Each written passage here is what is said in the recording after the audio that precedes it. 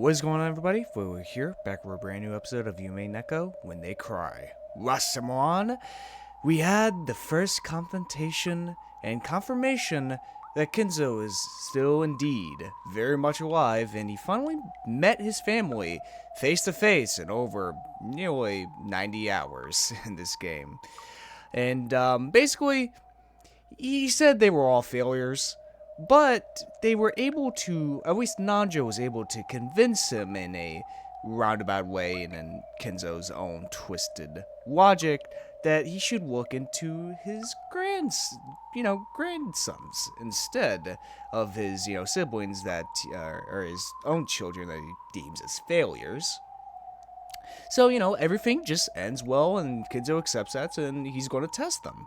But not before summoning a bunch of demons, like the Cheshire Sisters, including their leader, and Wonov as well, and Virgilita as well. And using the Cheshire Sisters, kills about 6 of them. So, it's very nice. We knew Kenzo was not the greatest guy, which is an understatement of the century. But him actually doing the killing of his family it's always a whole lot worse. Like, we always knew that he planned to sacrifice his family. Like, we always knew that since episode 1. But him actually doing it himself, it just makes it a whole lot worse. It really does. It's like he does not care for his children. He really sees them as failures of not inheriting the name of Ushio Mira at all. He deems them as nothing but leeches that do the bare minimal of trying to inherit his fortune. Like, if they really wanted his fortune, they would try to solve the riddle, but none of them did that, so, he deems them as nothing but failures. After 6 of them were killed, he summons a brand new demon, Gap, who has the most outrageous fashion in the entire game so far. Hopefully it is. God, if it goes any more revealing, I might have to censor shit. But yeah, he traps the rest of them, and he lets go of Goda and Kumasawa, who are able to escape from his clutches. And now we are somewhere where Rosa is. Some funny comments from last episode was there was this funny comment of someone mentioning how in the book of the 72 demons, or the magical key of Solomon, as it's referred to in English, it describes Gap as the form of a doctor, which has turned into a bit of a joke within the fandom, that a lot of people equate that with Nanjo, and so a lot of people draw Nanjo within Gap's outfit, which is really funny. I would love to look that up. Just personal reasons, but I'm afraid I'll get spoiled, unfortunately, which kind of sucks. It always sucks. I'm like, oh, that's a funny joke. I wish I could look that up, but I know for a fucking fact if I look up even 1 second of type in Umineko into Google search, Umineko, a true ending, ending explained type shit. It's unfortunate, but that sounds really funny. Of Nanjo John in fucking Gap's outfit. Absolutely horrible.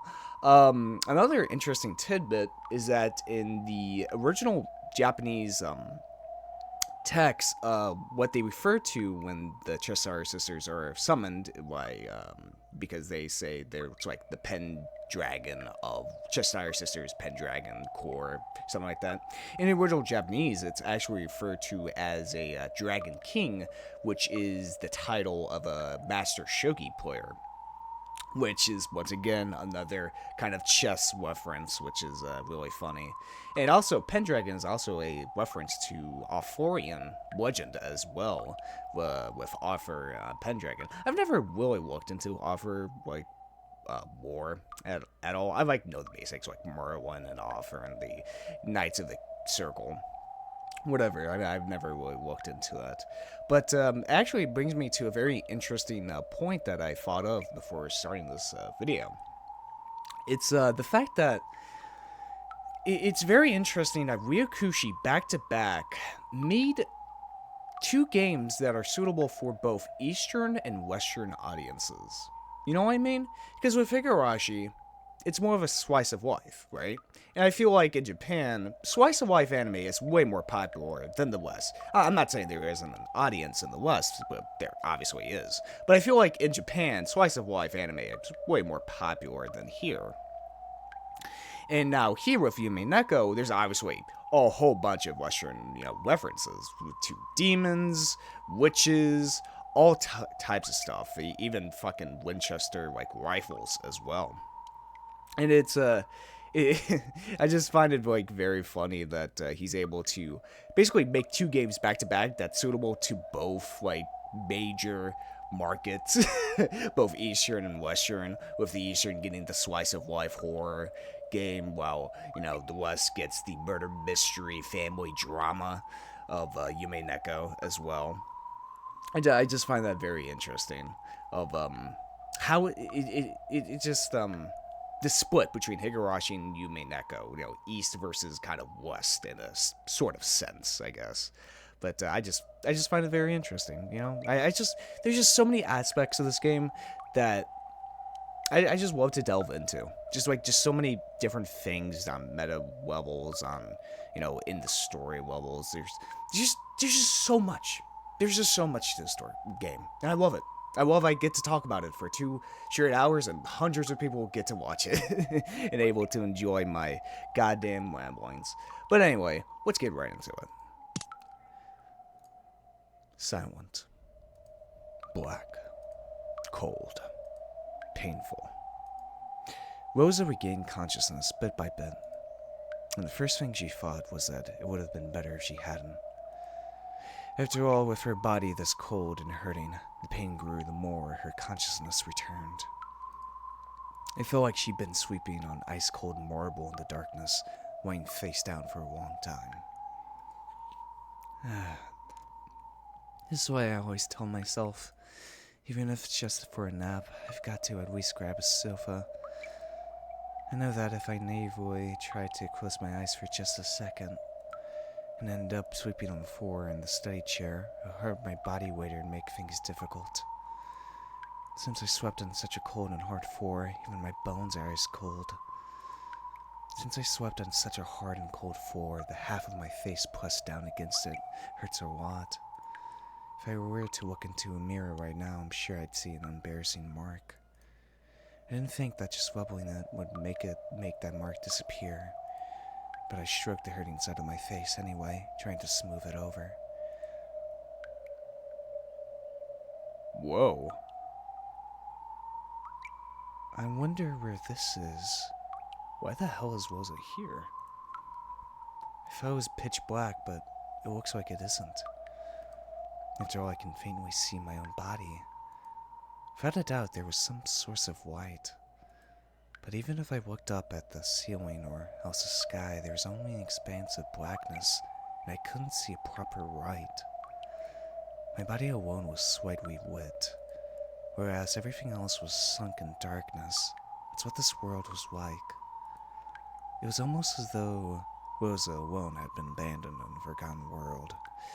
As her mind grew clearer, she started getting nervous about why she was all alone in a lonely place like this. When she was about to call out, asking if anyone was there, she heard the patter-patter-patter of footsteps coming towards her. They were white footsteps, so she thought it was probably a kid. She didn't sense anything disturbing, so she wasn't afraid. But they also weren't Marie's footsteps. So wondering who in the world would be in darkness like this, she stared in the direction the footsteps were coming from. As she did, a faint, approaching silhouette came into view. It looked like a child much younger than Maria Sakataru. Who is it? I don't know this kid. But the expression on his face was like a lost child separated from his parents. As a parent of a daughter herself, Rosa felt as though her chest had been torn apart. Uryu.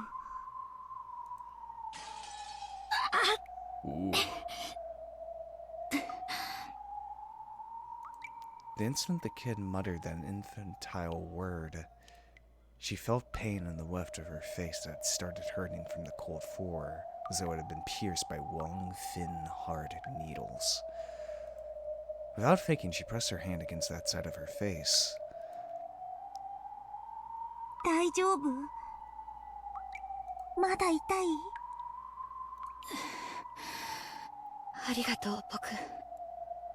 ここはどこ？すごく寒いわ。こっちへ来て。ここにいちゃいけない。The child took my other hand and poured with a grim expression on his face. Uza didn't have a clue what was going on. Let me check something real quick. Just real quick. Just to... Damn it, doesn't list who was killed last episode. Now, I should know this. I should remember, but it's been a while. Did Rosa die last episode? I can't fucking remember. However, a single honest expression on chat. I think she died, since she keeps saying something about the side of her face, and that was how most people were killed. I can often tell the truth better than 100 words from an adult. She didn't know the situation, but even so, she dashed along with him, still being pulled.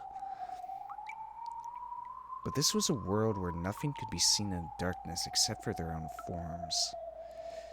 It didn't even really feel like she was moving forwards. Even though she was running, she couldn't even feel any wind. It was as though she was still inside a nightmare, the kind of unreal sensation.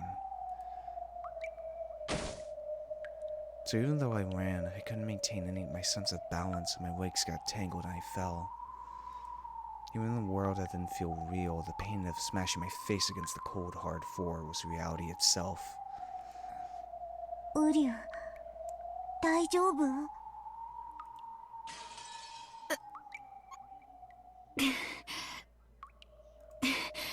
ごめんなさいね。頭が痛むの。 When the kid said that infantile word, Uryu, pain like being struck with needles ran across through my head again. Even though it had only happened twice, I was somehow able to understand that the child's word was the cause of my pain. So I said so frankly. ごめんなさい。その、ウリュウという口癖をやめてもらえる？ウリュウ。ちょっとやめてって言ってるでしょ。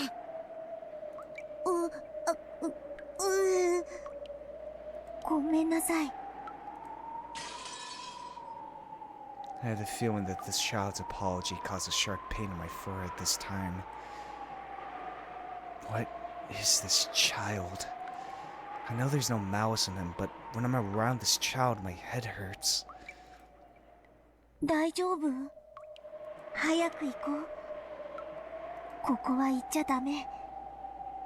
どうしてここにいちゃダメなの？ねえ、ここはどこ？あなたは誰？あなたのママはどこ？僕を作ってくれたのはママだよ。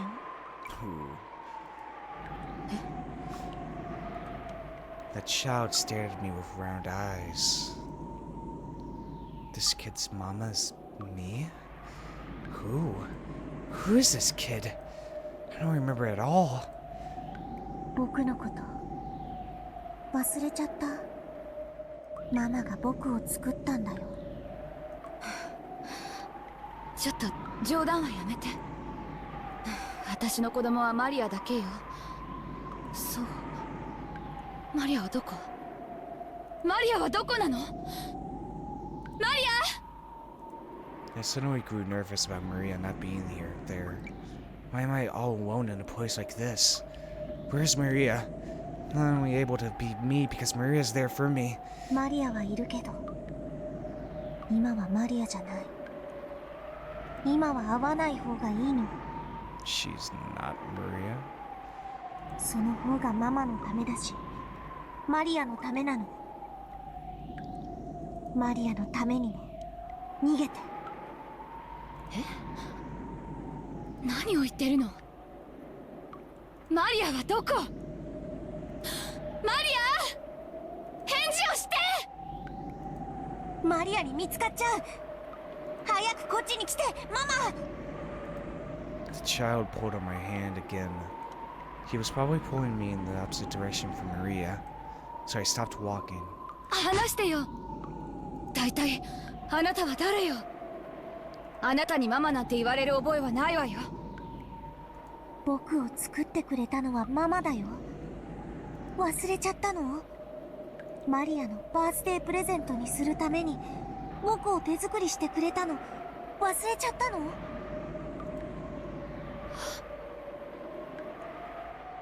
あなたマリアの作太郎。ママに作ってもらったライオンのぬいぐるみだよ。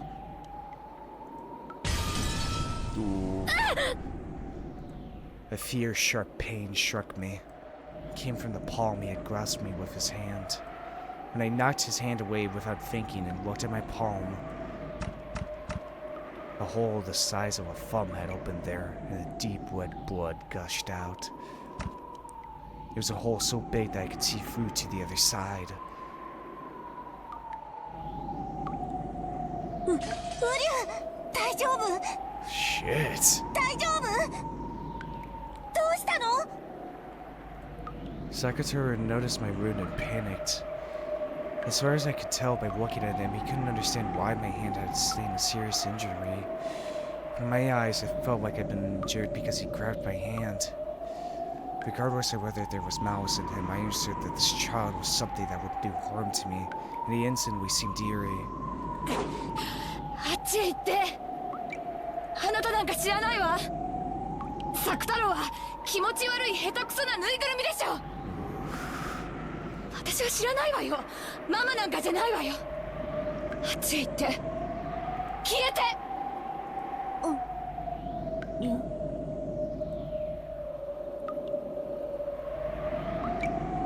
Slowly, the base of Sakatoro's neck was sliced in a horizontal line. It gaped open and pitch black insides peeked out. No blood poured from it. Only an empty blackness peeked out.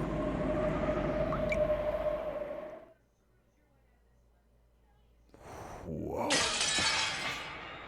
Then, from the insides of the gash, cotton snow poured out, and as bits of cotton scattered, he slumped over. Then, all that remained was a crumpled yellow cloth, and bits of cotton that looked like sticky, crushed cotton candy.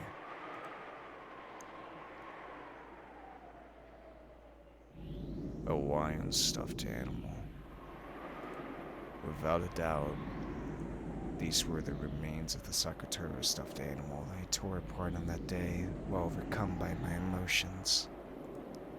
The instant I realized that, a long, sharp shriek that could rupture an eardrum tore the world apart.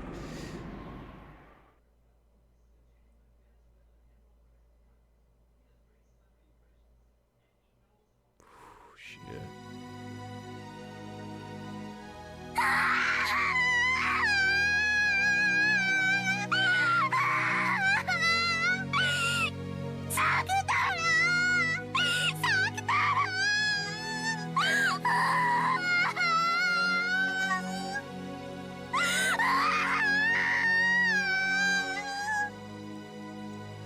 Like a flood from a broken dam or like a broken TV, Maria cried out in a high-pitched voice. Her voice, which made the ears throb, brought up two emotions in me. One was regret. Yeah, I was overcome by my emotions and went overboard. It was a mother's desire to kneel down right away, hold Maria's head, cry with her, and apologize. In actual fact, I did that right away. I held Maria's head and apologized, crying. Maria didn't stop crying. On the contrary, she rejected me, the one who had torn her closest friend apart, and pushed me away forcefully with both hands. I had been on my knees in an unnatural position, so I fell backwards easily. Maria scraped together the yellow scraps of cloth and cotton bits, buried her face in them, and cried even more. Watching that, another emotion welled up. It welled up rapidly, and then it burst. After all, she refused to make up with me even though I apologized, and there was nothing else I could do now anyway. It was all Maria's fault in the first place. Shit, she's too busy playing with stuffed animals all the time like this. She can't make any friends. That's why people treat her like a freak. This is a perfect opportunity to give her some instructive guidance. After all, it's not like I was pampered all the time. Everything eventually breaks, is stolen, is destroyed by someone. Even I had lost lots of toys and treasures stolen, broken, mocked, and thrown away by my brothers and sister and father and mother. But when I cried about that, while I might have shed a few tears, not once did I sob like this and trouble my parents.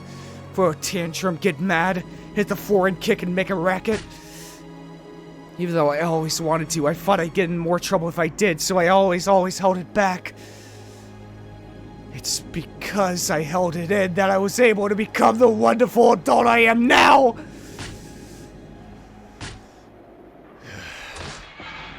Jesus. Yeah, that explains it. She was never able... God. She was never able... Rosa was never able to lash back at her siblings, at her parents. She wasn't allowed that, since she was both the youngest, you know. Well, yeah, she was just the youngest sibling. She never had that opportunity to do it. So I guess that's why it comes out so strongly as an adult. And specifically Maria. Because around the other siblings, she's very, reserved. But when it comes to Maria,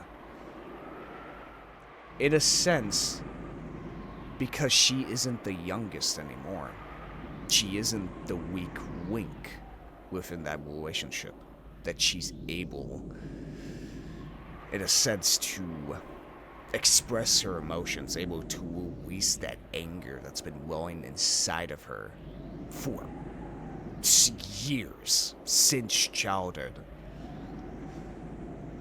God. Yeah, it makes a lot of sense. It kind of, it's the reason why she's so bipolar, you know? Jesus. At that moment, I felt something strange. The same feeling as when you use a tool recklessly and finally breaks, so that only the base is left. But I wasn't using a tool. I'd just been repeatedly hitting Maria's head with both hands. Jesus. So I looked at my hands.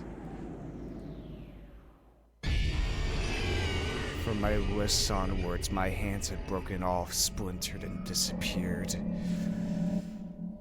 As though only that part of my arms had become ceramic. No, as though all of me from the wrist onwards had suddenly become ceramic and had broken and fallen. They must have gotten filled with cracks because I hit Maria too much for falling off. After all, look, aren't both of my wrists running smashed by my feet?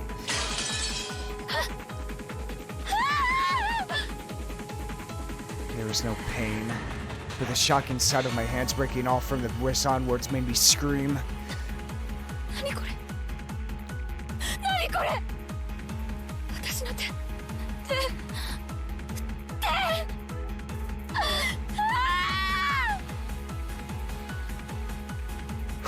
Shit. これでもうマリアを叩けないね。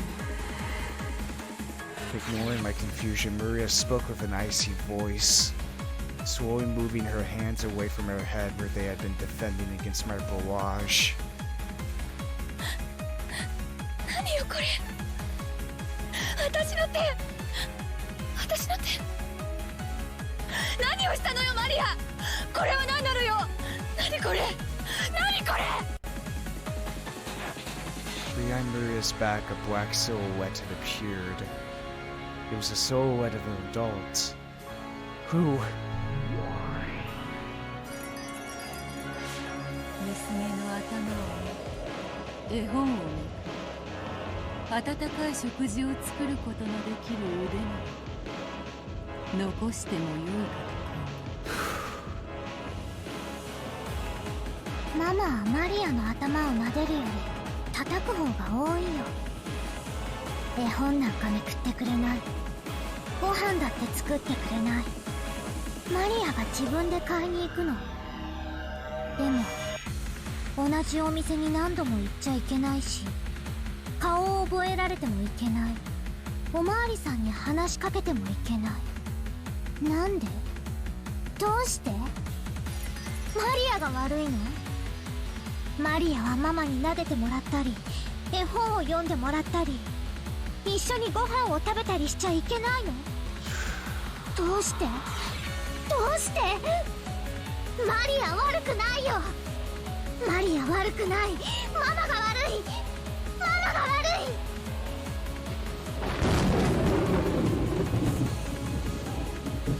ママは一緒に遊んでくれないけど、サク太郎は一緒に遊んでくれた。本も読んでくれた。テレビも見てくれた。一緒にご飯も食べてくれた。ママよりもっともっと大切な友達だったのに。悪かったと思ってるわ。でも仕方ないでしょ。ママは仕事で忙しいのよ。仕事で。ママの仕事が忙しいのは知ってるでしょ。 God damn it, Rosa. Like, stop using that excuse. 仕方ないのよ。仕方ない。そう、これは仕方なき。そなたの娘を傷つ、心を引き裂かれ、涙に血を浮かべることさえ、これは仕方なき。なれば今この場にてこのようなることになるもまた、すべては仕方なきこと。さあマリ、母を名乗った女の言い分は以上だ。許せ、否、無罪か、はたまた有罪か。許せない。ママは有罪だ。サク太郎にママがしたのと同じ目に合わせてやる。ママを首の縫い目のところから引き裂いて、中の綿をぶちまけてやる。 Christ. Maria's eyes almost flashed blue. In that instant, invisible, massive arms stuck their fingernails out and tightly grasped Rosa's entire body.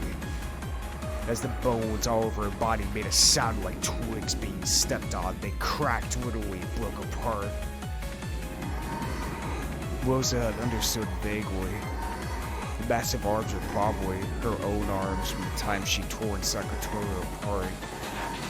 From a stuffed animal's perspective, her arms certainly would have been this massive. So she could imagine what would happen next. The sharp nails stuck deep into the base of her neck, and she heard the skin tearing with her own ears. Then, as the two witches watched over her, Rosa's flesh was split in two, top and bottom. When Sakatoro had been torn apart, bits of cotton had flown about like snowflakes.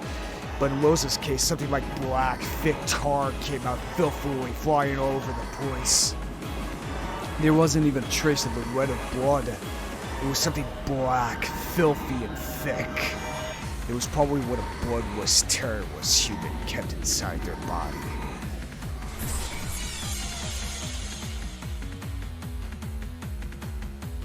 これはすごい。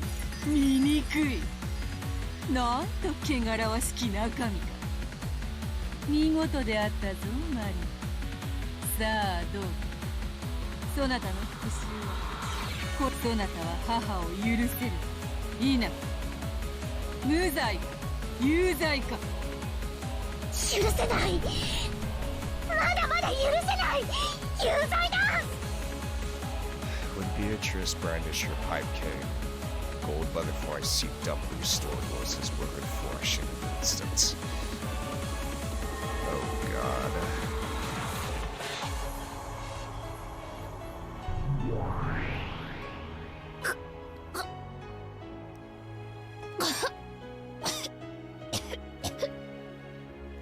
一つの命で償えぬほどのそなたの大罪、身をもって知れ。そして自らの深き罪を思い出す。さあさあ思い出してごらんなさい。どなたがどれほどの罪を犯したか。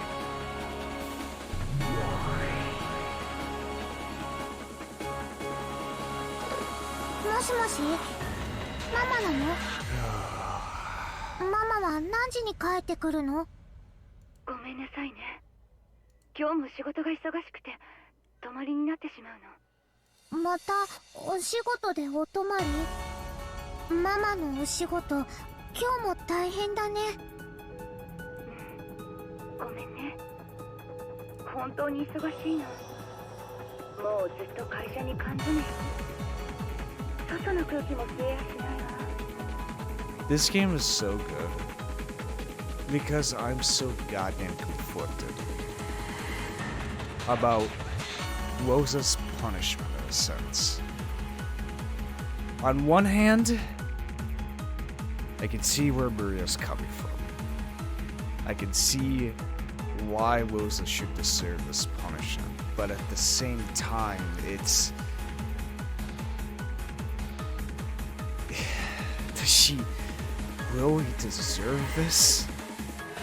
God damn it.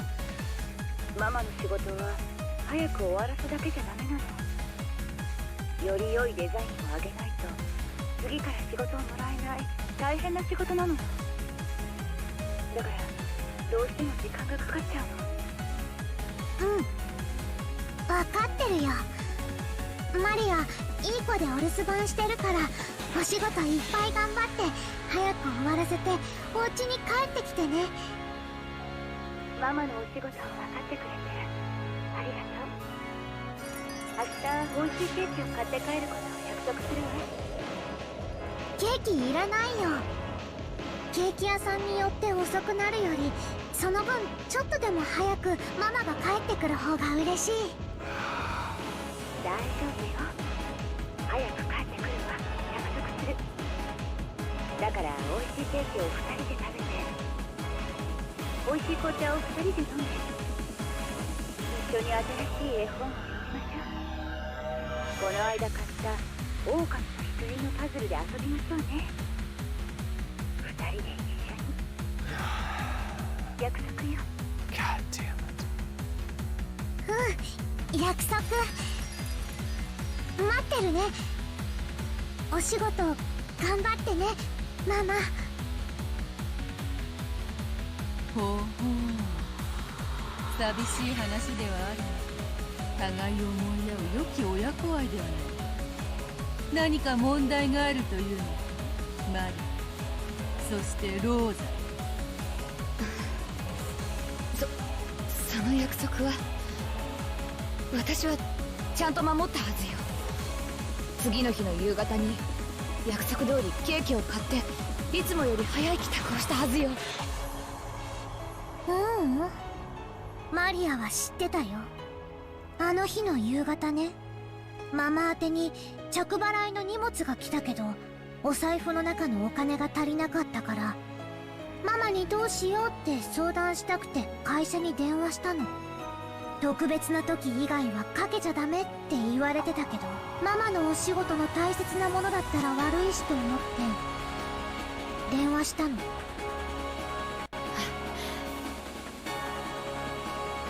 そしたらママはお休みだって言われた。その日はずっと前からお休みに決まってて、遠くへ遊びに行っているって言われたの。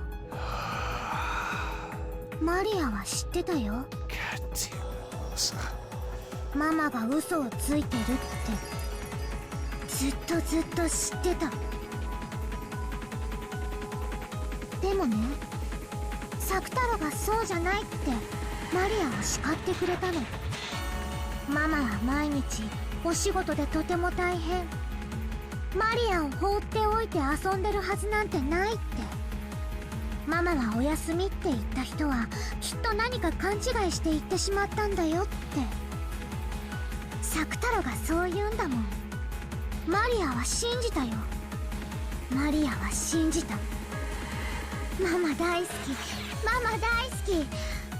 もちろんママだってマリアを愛してる、愛してるって。ええ、私もよ。愛してるわ、マリア。 Rosa let out a deep sigh. Maybe she felt the weight of her words. Then she set the receiver on the bedside phone down. The dark room made the starry sky on the ground below the window stand out even more beautifully. On the table in front of the terrace was a very cold wine cooler. And the one she shared a glass with was gazing at the sea below.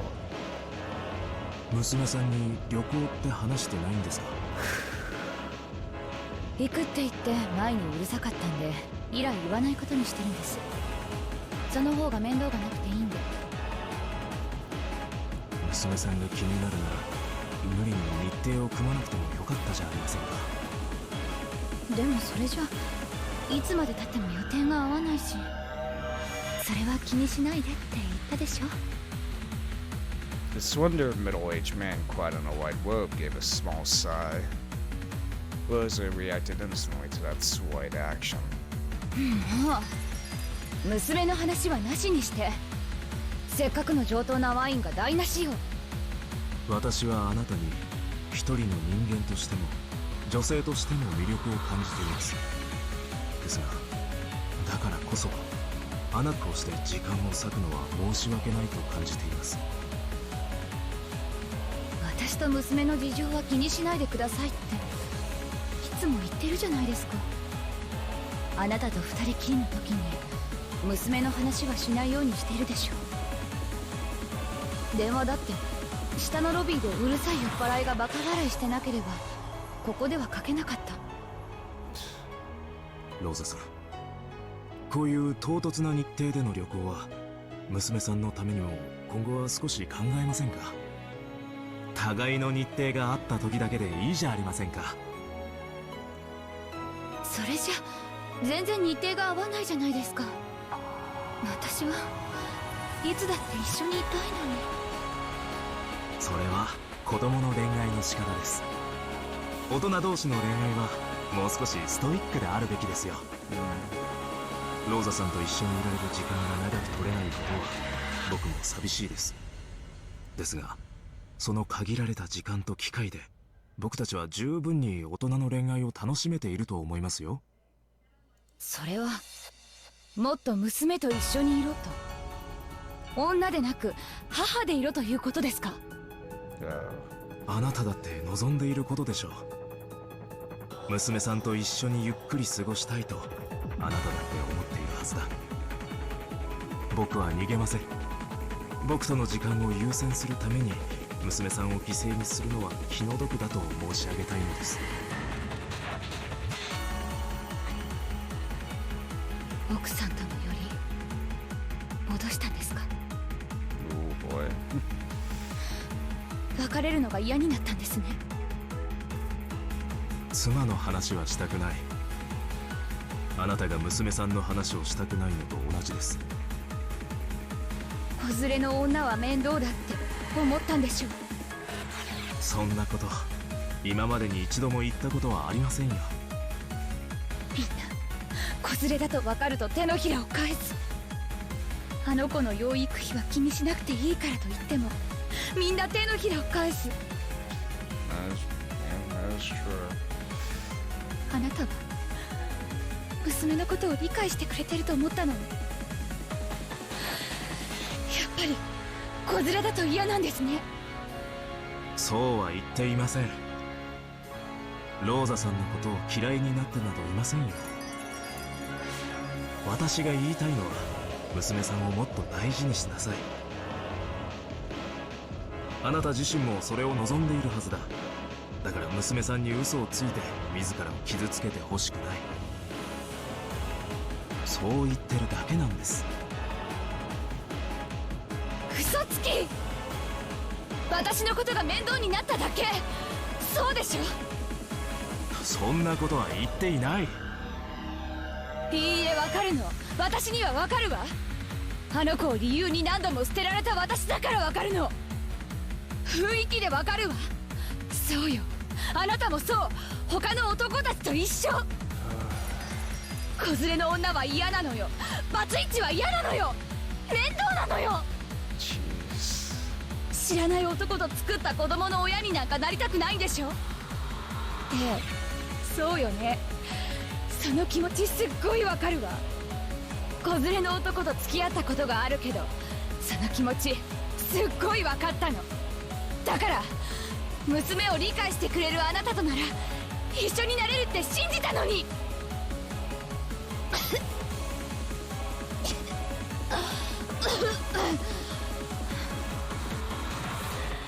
そうよ、あんたなんて邪魔だったのよ。 God damn it. God damn it. Ah, this damn writing. Cause I get where the fuck she's coming from, motherfucker. But still, God damn it. あんたさえいなければ私はとっくに女としての幸せをつかめたのよ。あんたの存在が私の幸せをいつも邪魔するのよ。私だってあんたなんか産みたくなかったわよ。いいえ、違うわ。あんたと一緒に幸せな家庭を築けたらと思ったわよ。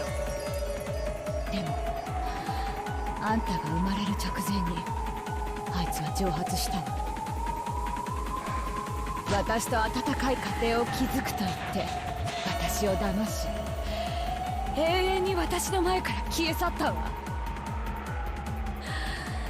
残ったのはあんただけ。愛も思い出も何もない。あの男は今どこへ。私との日々を温かな思い出に勝手に変えて新しい恋人に出会ったかもしれない。そして今度こそ幸せな家庭を築けたかもしれない。 I finally get it. Well, Rosa's problem, what her main root is, she wants to be loved. She wants to be loved. You know, viewed as a woman, to be loved by a man. She wants love. And that is why she is unable to give love to her daughter, is because she doesn't have love herself. And I mean, it is true, not a lot of guys go for single mothers, you know.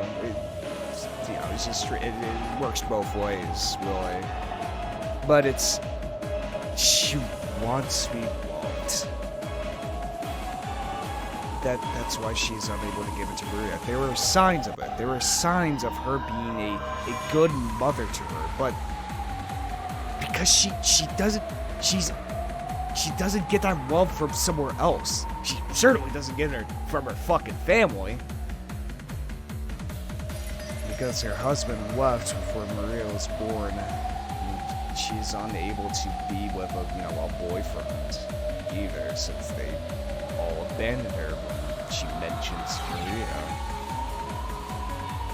Son of a bitch. そして私はあんたがいる。恋も探せない。男は好きに女を渡り歩いて武勇伝気取り。なのに女には、私にはあんたがいる。あんたという重しがいるのよ。あんたのせいで私は恋を探せない。愛が得られない。一人で生きていくしかない。いいえ、それさえも許されてないわ。私には一人で酔いつぶれたい夜さえ許されていない。たは誰？何者？私の人生を台無しにして私の新しい人生さえ許してくれないあんたは私の人生の何者なのよ。死ね！消えろ！あんたなんか生まれてきた時から大嫌い！あんたがお腹の中にいた頃から大嫌いだった。それを前向きに受け入れようと頑張って良き母を演じてきたわ。私は頑張った。同世代の女性たちが独身を謳歌し時に恋に遊びあるいは愛に結ばれるのを横目に見ながら私は女と母の二足のわらじを吐き続けたわ。その私の苦労を誰がねぎらったの？誰も褒めない、称えない。 Yeah, that was true. 自業自得。気持ちは嫌。負け組の遠吠え。うぶな小娘がいい？こっちから願い下げよう。ケツの青い若造どもが。 The thing is, I think I heard somewhere that in Japan, divorce is a lot more taboo than here in the States. So, yeah, I think that's where it comes from. 必死だった私はさぞかし簡単に落ちる女に見えたろうさ。必死だったわよ。まだまだ恋をしたい年頃の私が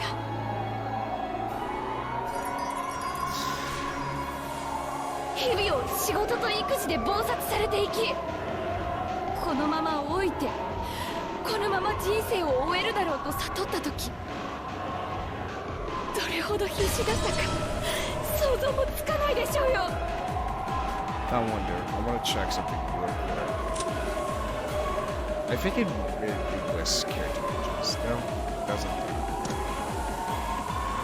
あんたの本当の父親ももちろん憎いわよ。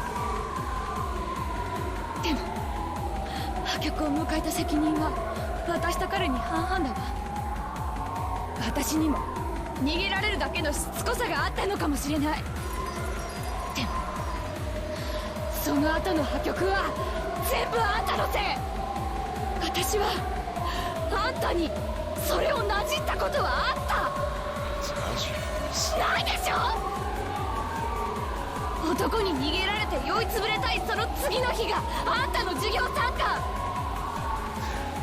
泣き晴らした目を厚化粧でごまかしてあんたが的外れな発言をしてクラス中から失笑されてた時の私の気持ちだってあんたどころか世界中の誰にもわからないでしょうよ。あんたが嫌い大嫌い。そしてこれまでにあんたを本当に愛したことなんてただの一度もない。 Christ.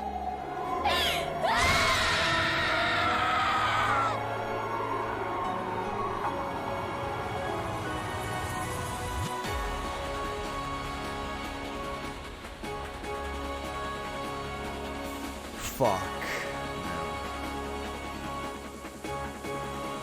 Fuck. God damn it. The reason why I asked if there was age in the character bios was I wonder what age was this. Like best guess would be like late 20s, early 30s probably. Just not on design days really.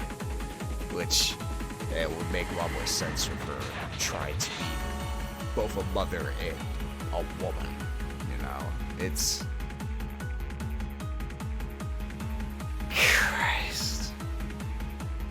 She can't just say that though. She just wants love. She just wants love for someone. She's unable to get it from her daughter. She has to get it from a lover.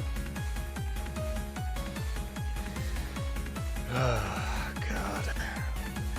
Maria's face was still stiff. If the words really had been voids, Maria's whole body would probably be stained red with fresh blood by now. Even after getting the powerful witch and resolving herself to take revenge for Sakatara, she couldn't stand these curses coming out of her mother's mouth.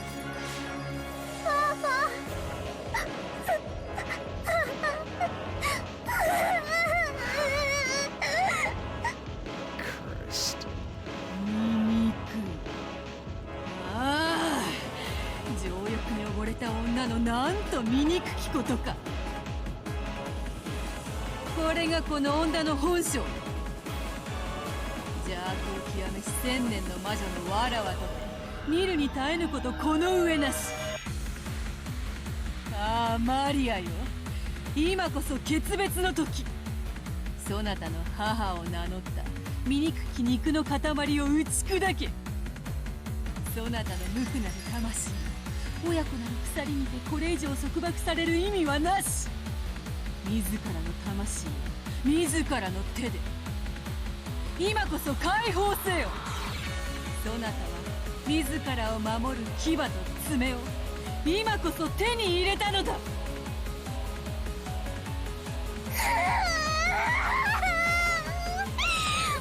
マリアを苦しめてきた日々を今こそ思い知らせてやる。苦しみの日々を今こそ復讐してやる。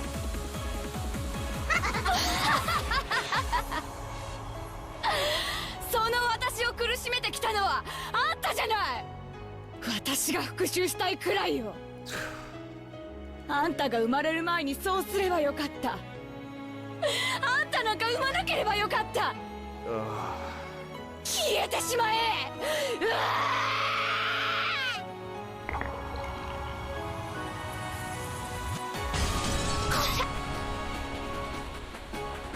As Rosa howled in a way that can only be described by the word splat, her upper body was crushed. In an instant, became something similar to a blood-stained towel. 潰れてしまえ。許せない。許せない。クズがふさわしい姿よ。Even though Rosa's waist and below seemed just the upper half, but pinched, that extreme contrast was bizarre. I just realized it now. The cycle of pain continues yet more. Rosa wants to be loved. She never got it from her family. She wanted it from a man when she grew into adulthood, wanted to be viewed as a woman. Maria wants love as well.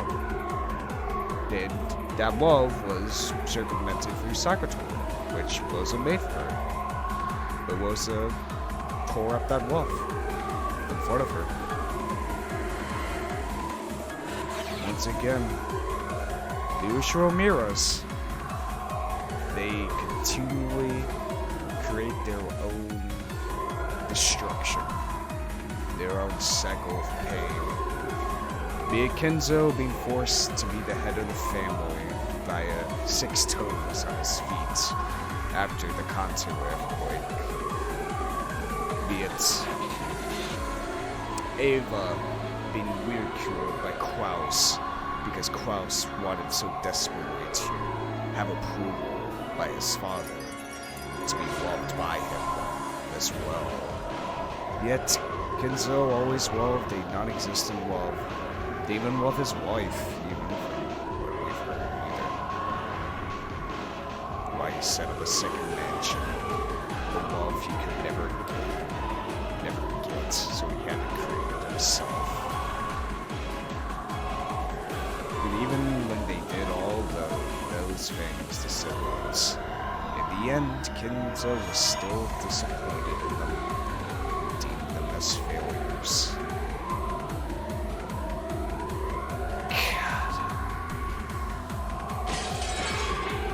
Then she fell over, but the instant she fell, her body was restored.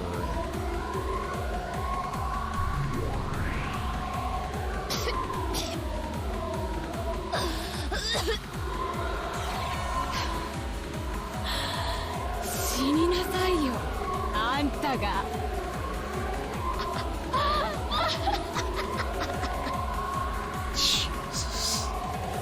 あそなたの怒りと悲しみこの程度のものなら不死の時怒りと悲しみの凄惨な時ぶつけろ吐き出せそなたの胸に打ち込まれたくさびをすべて押し出し跳ね返せ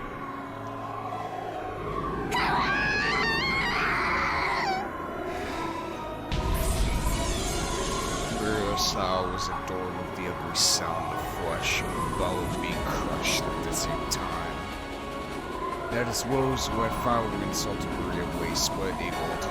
A neat perfect circle was cut out of her chest and crushed as though her chest had been trampled by a miserable elephant. Her heart and her lungs and her lips were trampled so mercilessly that they were completely in this strange world. It might have symbolized the pain in Maria's heart up until today. さあマリそなたの気はこれで晴れたら母の罪が許せるいいな有罪か許せないまだまだ全然許せないママは有罪だ有罪有罪有罪許せない無論だともそなたの苦渋の日々この程度の罰で見合ってなるものか思い知るがいい王さあ思い出してごらんなさいそなたがどんな姿をしていたのか殺されるためによみがえれ己が罪を見そぐために殺されよ何度でも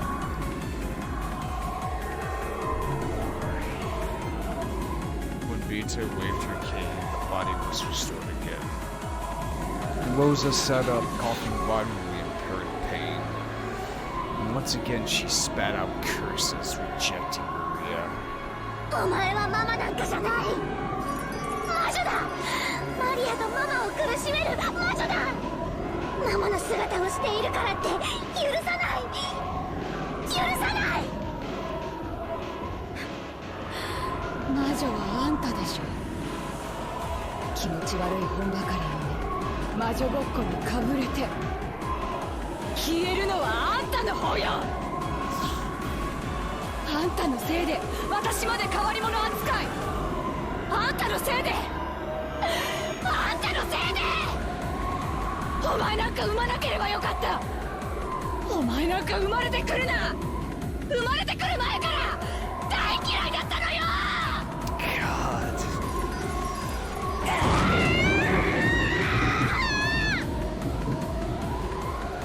Maria screamed. Was she unable to beat her anger and sadness? Or else had she been taken over by an indescribable emotion? It was surely a crime before this, and yet it was a reality that had to be accepted. Maria knew. She knew that she was thought of as a burden. But even though she herself had known that she didn't believe it, she believed that her mother loved her and had done her best to positively interpret some events that could have made her doubt this, trusting and clinging to her mother's love. But she had no one except Mama. Even so, she really did like Mama, and wanted to return to the days when she believed that Mama loved her. So I'll erase all of it. I won't accept it. I'll deny it. I'll deny the mother who says these things, the black witch who makes her say them, the part of myself that could forgive my mother. And I can't deny it. This is reality, fate, fact, the truth, the answer. Without any mistake, this is absolute reality. Maria turned Rose into a lump of meat over and over in the darker world that reflected her heart. Hearing the ugly sound of flesh and bone being torn apart, which would make anyone want to cover their ears.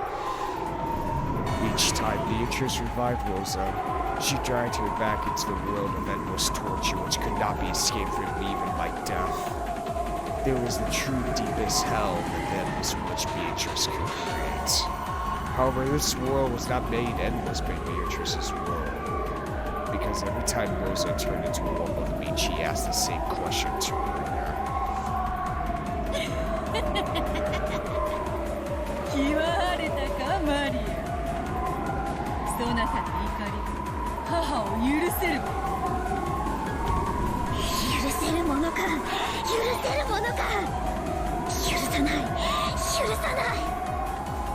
マリアの苦しみの全てを教えてやる。もっともっと教えてやる。まだまだ足りない、全然足りない。生まれた時から、生まれる前から蔑まれてきたこの怒りと悲しみがどうしても消せないの。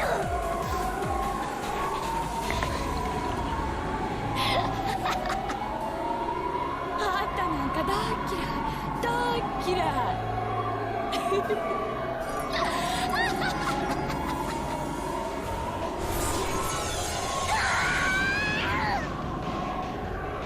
Revive over and over again. Return to meet one over and over again.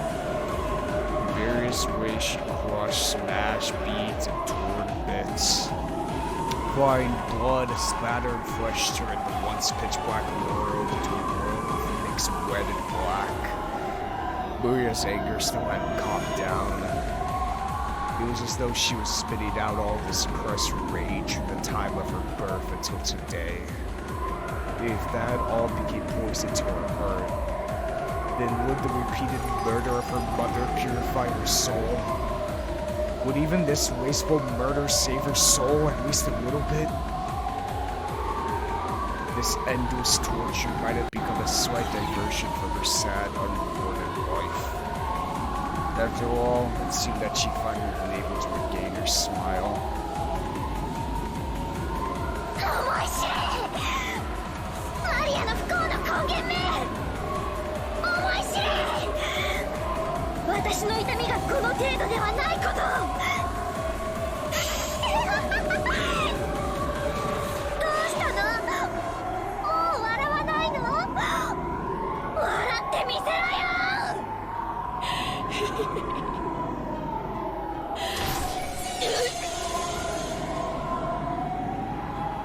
The only way I can describe this scene is demonic.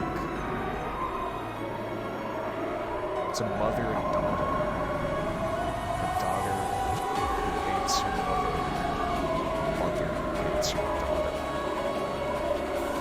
A daughter who views her mother as a source of her happiness. Mother who sees her daughter as the source of her happiness. Unable to give each other the love they want, that they need in this world. An endless fight, an endless murder, for all eternity. Half of her skull collapsed. Eyeballs flew out and black carnal fluid gushed. Fragments of teeth scattered. ほら、よみがえりだよ。笑ってみせなよ。ほら、ほら。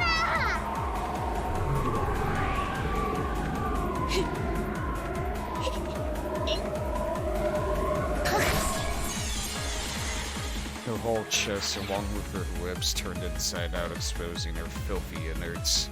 All of them withered like some kind of impure creature. ほらほらほら。よみがえって。まだ笑える？まだ笑え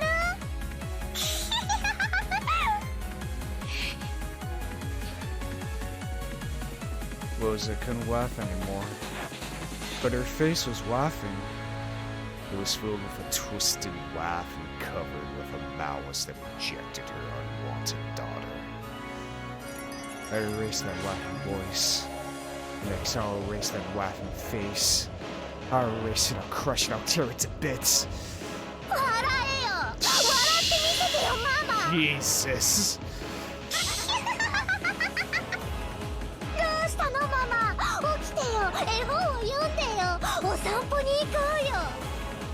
愛してるって言ってよ。次の日曜日の約束をしようよ。お買い物に行こう、映画に行こう。そしてその約束をどうせ破るんだよ。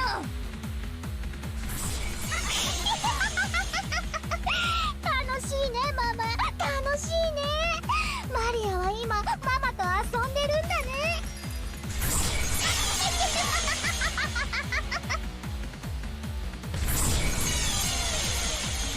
そうだ、そなたは今母と遊んでいるのだ。じゃれているのだ。どうか今の感情は怒りでも悲しみでも苦しみでもない。そうだね、わかるよベアトリーチェ。私は今すっごく楽しいよ。ママと遊んでるんだもん。すっごく楽しい。そしてママを何度も何度も殺してるのに魔法一つで好きなだけ生き返らせられる。おもちゃは壊したら直せないから大事にした。でも治るおもちゃなら何度でも壊したい。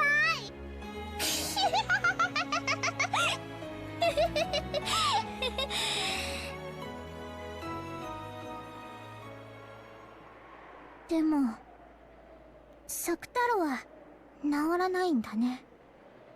治せないんだね。作ったママが産んだママが認めないから。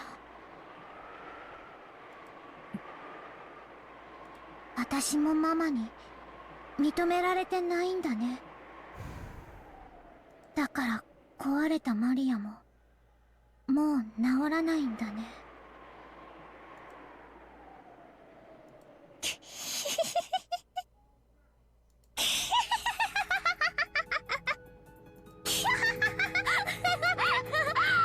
Shit. 楽しいな。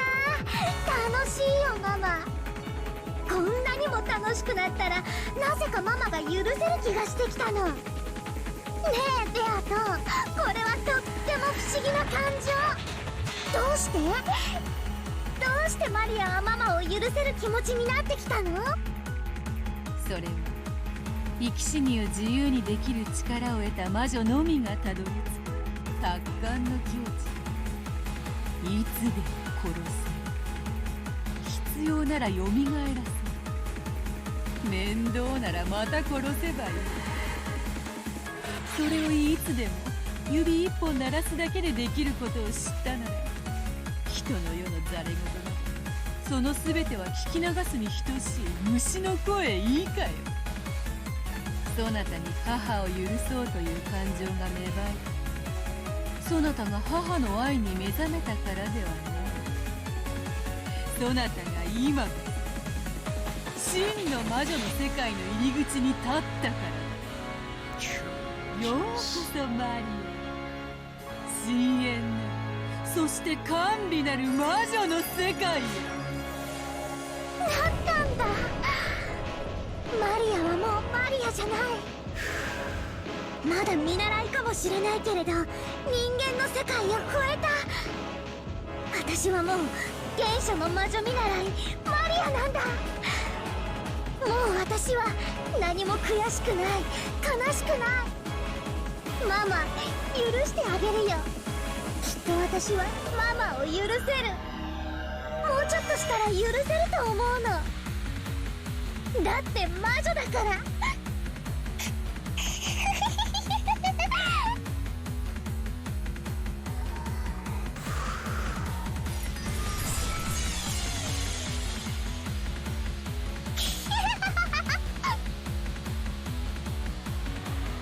Maria would probably forgive her mother eventually, after brutally murdering her countless times.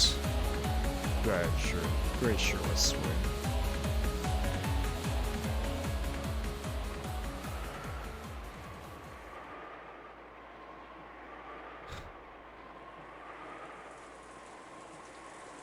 Wow.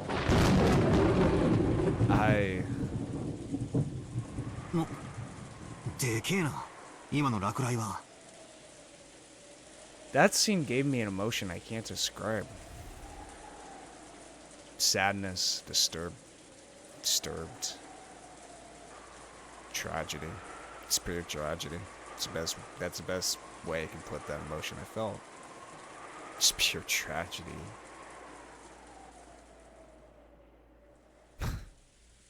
The state of true witches. Basically abandoning emotions. Desires, really. No, not desires, but just emotions. Once you control life and death, once you're able to do anything, what's the point of emotions? You can do anything you want at that point. God.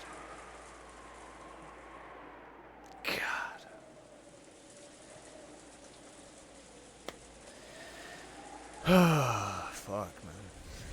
Fuck. 近いんじゃねえかみたいだね。いくつになっても落雷にはビクッとさせられるね。Battle was looking at the dark night through a crack in the curtains. Every once in a while, a pale white lightning bolt would shine, and he seemed to be enjoying that. お？なんだよ、バトラが騒がしくしてるからマリアが起きちゃったじゃねえか。ごめんなマリア、バトラが騒がしくて。なんだよ、俺のせいかよ。悪いなマリア。寝てていいぞ。おやすみな。 Maria was a bit hazy with drowsy eyes. She was probably half asleep and couldn't think straight. もういい。寝ない。いいから寝てろって。まだ寝ぼけてるぜ。寝ぼけてない。なんだよ、もろに寝ぼけてるじゃねえか。寝てろ寝てろおい。寝ぼけてない。寝ぼけて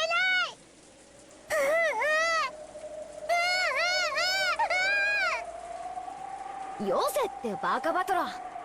もう寝起きの子の機嫌を悪くするなんてバカだな。寝ぼけてない。寝ぼけてない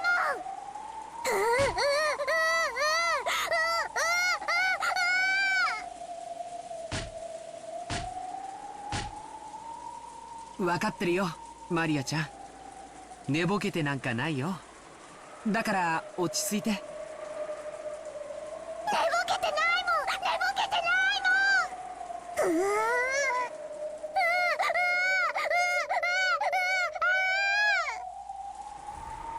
Maybe it was because of her delicate mental state after waking up, but Maria suddenly threw a tantrum. Beto had only been trying to tease her a bit, so Deep was confused by this extreme overreaction. George held her head, trying to calm her down, but Maria's tantrum wasn't going to be quelled easily. Beto and Jessica were trying to push the blame on each other, saying it's your fault too. こら、二人とも静かにして。ジェシカちゃん、ポットにまだお湯があったよね。お茶でも入れてあげてくれる？落ち着いた？マリアちゃん。It looked like her tantrum was dying down bit by bit. But she still glared at Battle, who made fun of her with sharp eyes. バトラ君もふざけて言っただけなんだよ。マリアちゃんが寝ぼけてるなんて思ってないよ。だから落ち着いて。ね。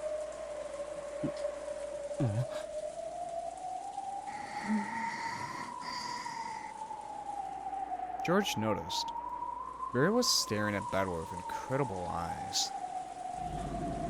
And despite having just displayed all that emotion, she laughed in a small voice.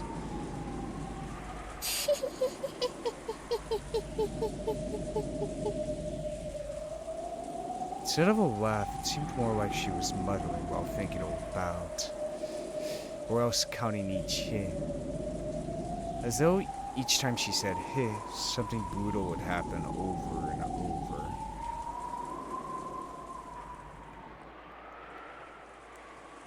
George felt something creepy for just an instant.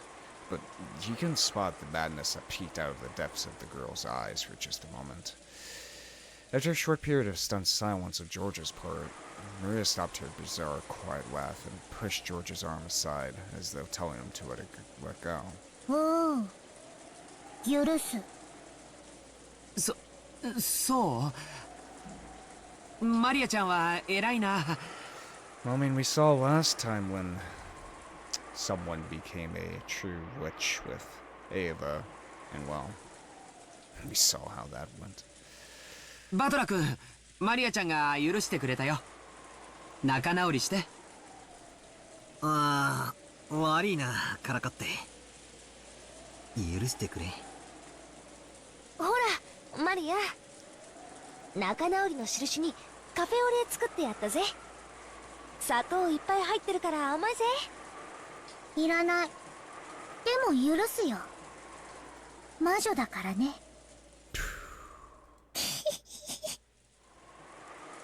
One more time, Maria laughed in a creepy, quiet voice. But it was only for a very short time, so Beto and Jessica didn't think much of it. They decided to think that it had probably only looked that way when the whiting hit her cheek with a pale white light for an instant. At that time, they could hear the sound of loud footsteps coming from the hall. Oh boy. It was already about 10:30, late at night. Late at night is usually a time when you aren't supposed to be disturbed. Hearing footsteps like that at this time was far from calming. Then, along with a cruelly ominous knock that repeated fiercely, they could hear Goda and Kumasawa's voices. They cruelly told them that this was an abnormal situation. お子様方いらっしゃいますかいらっしゃいますかゴーダでございます。熊沢でございますよ。ご無事でございますか皆さん。ああ、どうしたものやらどうしたものやら。 When George opened the door, the two of them tumbled in, sopping wet. It looked like they had dashed here from the mansion bound in Bloa. どうしたんだよ、二人とも。何があったんだ。それが親方様が旦那様が皆様方が。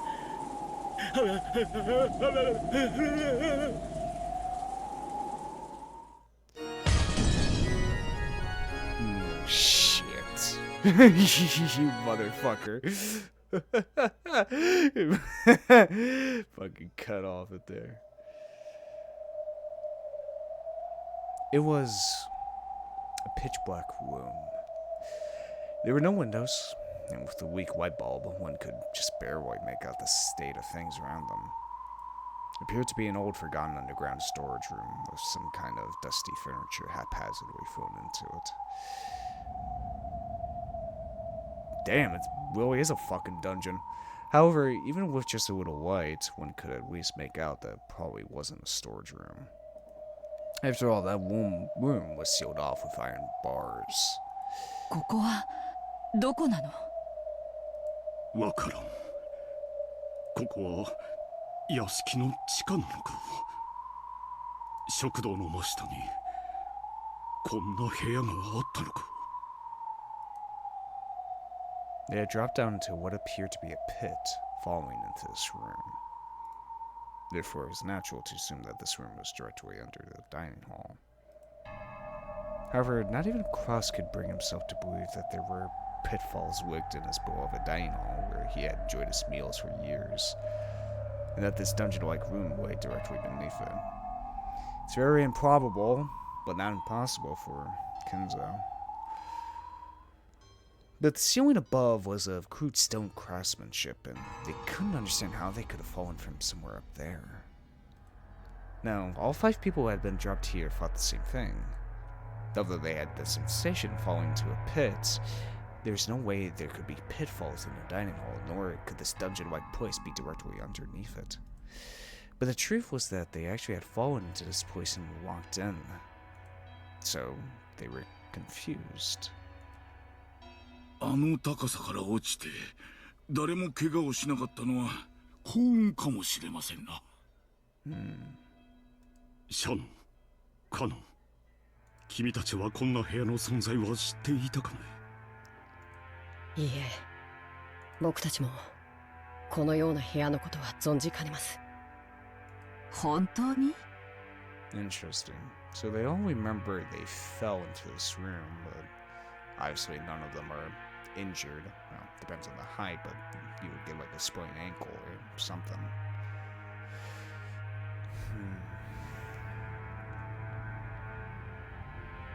What happened in that damn dining room? 本当です。本当にこの部屋知りません。 They could have easily been drugged. Yeah. Despite their age, Kure apparently wouldn't have found it odd if they, his servants about to wear the one-winged eagle, might know of the mansion's secret tricks. There was a long silence, as if Klaus was evaluating their answer. いや、シャノンたちが知らないのは事実だろう。何しろ綺麗好きのシャノンだ。彼女がこの部屋を知っていたなら、もっとピカピカに磨き上げているだろう。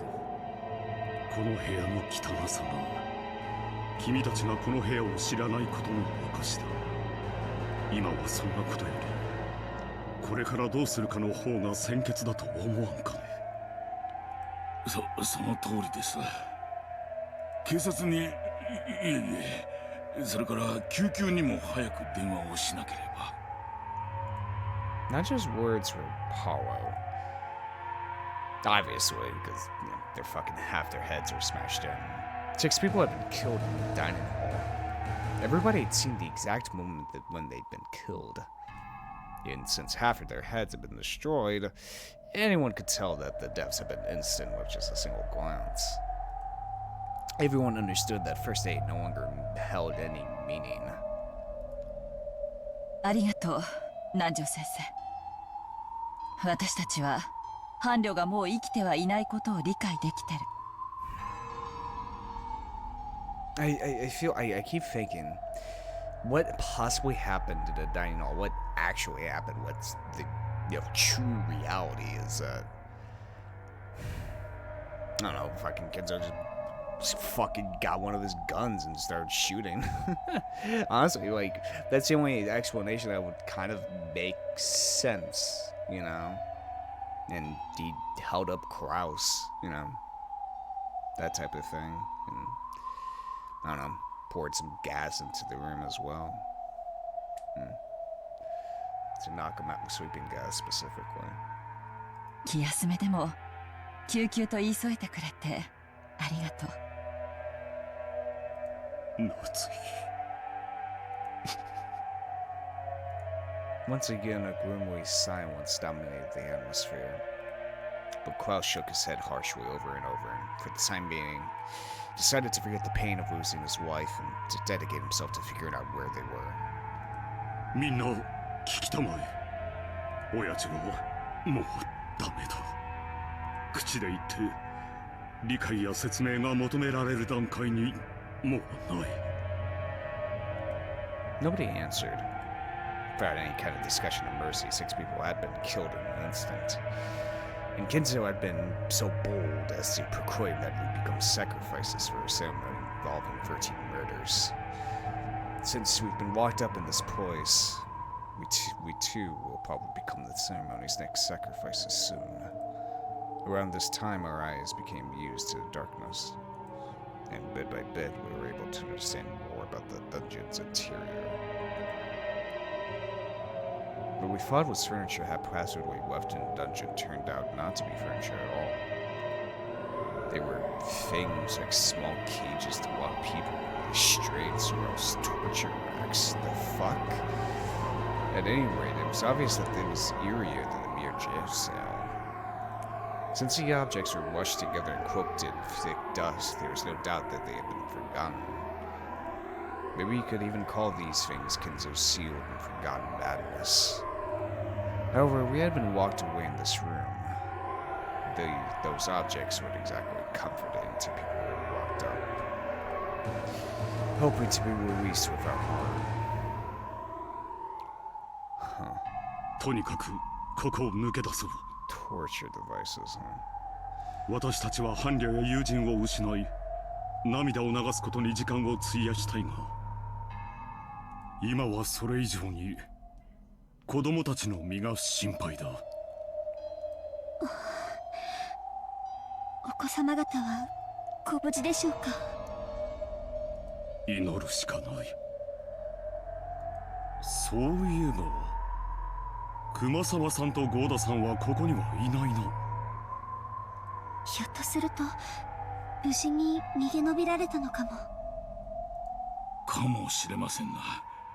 子供たちと合流しててくれれば心強いのですが。郷田さんはいざという時頼りになるし、熊沢さんは経験豊富で落ち着いてるし、きっと力になってくれると思います。そうだといいがな。Chen and Kraus smiled bitterly a little, but they quickly realized how improper that was and stopped clearing their throats. 楽観はできないよ、姉さん。僕らに続いてもう襲われてしまってる可能性だってある。同感ね。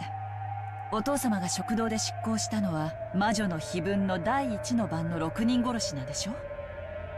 なら第2の番は寄り添いし2人を引き裂け、逃げ隠れて寄り添っている郷田さんと熊沢さんがもう殺されている可能性だって否定できないわ。きっとゲストハウスに合流してて子供たちを守ってくれているなんて楽観、現時点では全くできないわよ。Kyrie coldly analyzed the worst case scenario. For her, it was heartbreaking to have lost her beloved husband. But right now, the most important thing was protecting that husband's son, along with the other children from the insane family had sacrifices. She overcame her sadness with the parental urge to protect children from sorrow. It seemed that both Kyrie and Klaus were strong enough to forget about their grief, if only for the time being. They would wet their tears for it later. In order to protect the children, they had to act. とにかくここを脱出しよう。相当古い牢屋のようだ。なんとか鉄格子を破れないだろうか。That one looked rusted. 室内をくまなく探して脱出手段を探してみよう。ここにはガラクタがいろいろあるわ。何武器になるものがあるかもしれないし、鉄格子を破れるものがあるかもしれない。Kyrie pulled a lighter from her pocket. She herself didn't smoke, but she kept one tucked away in her pocket to light Rudolph's cigarettes. It was an extremely valuable source of light for searching this dim dungeon. シャノンはキリエさんを手伝い、室内を探索してくれ。カノンは私と一緒に鉄格子の具合を確かめてみよう。これだけ古い牢屋だ。ひょっとするとガタが来ているかもしれない。私は何をお手伝いしましょうかな。You just sit over there and look pretty, alright, Naja? 体力を温存していてください。やがてここに親父殿が現れるだろう。親父殿に言葉が届くのは南條先生だけです。ある意味、南條先生に我々の命は握られているかもしれない。私の言葉などもう届きはせんでしょう。申し訳ないが、そのお役には立てそうにない。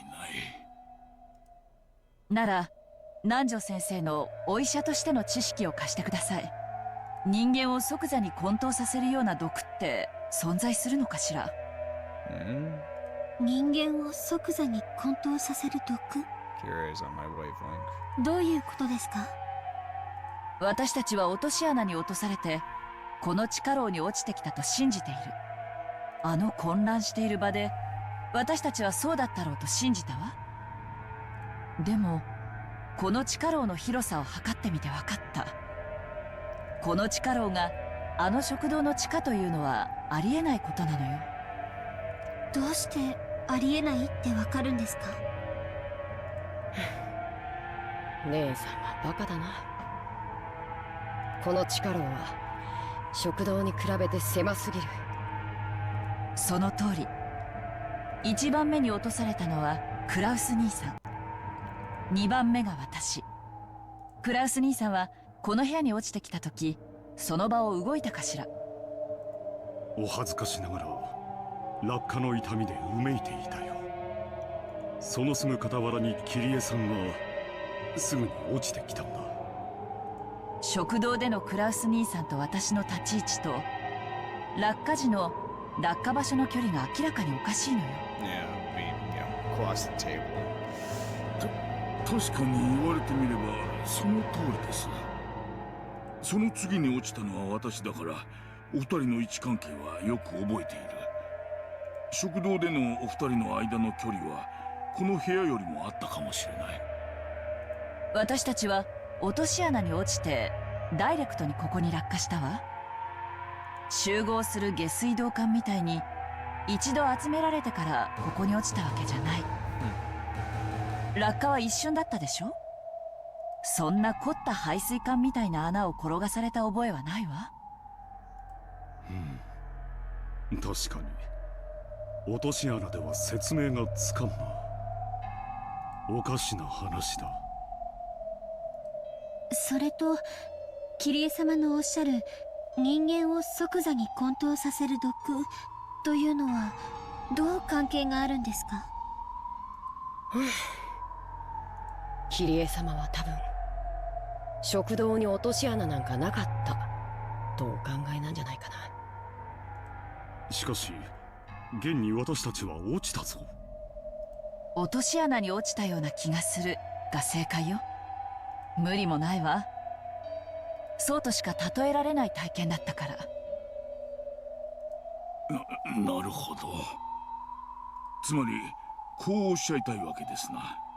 私たちは落とし穴に落とされたのではなく、例えば毒矢のようなもので撃たれ瞬時に意識を失い、その倒れて床に突っ伏す瞬間の記憶をまるで落とし穴に落ちたよと思い込んでしまっているのかもしれないと。なるほど。食堂に無数の落とし穴が仕掛けられていて、我々がそれに何十年も気づかず食事をしていたとするよりはよほど説得力のある話だ。 It is, plus, you know, the smallness of the dungeon.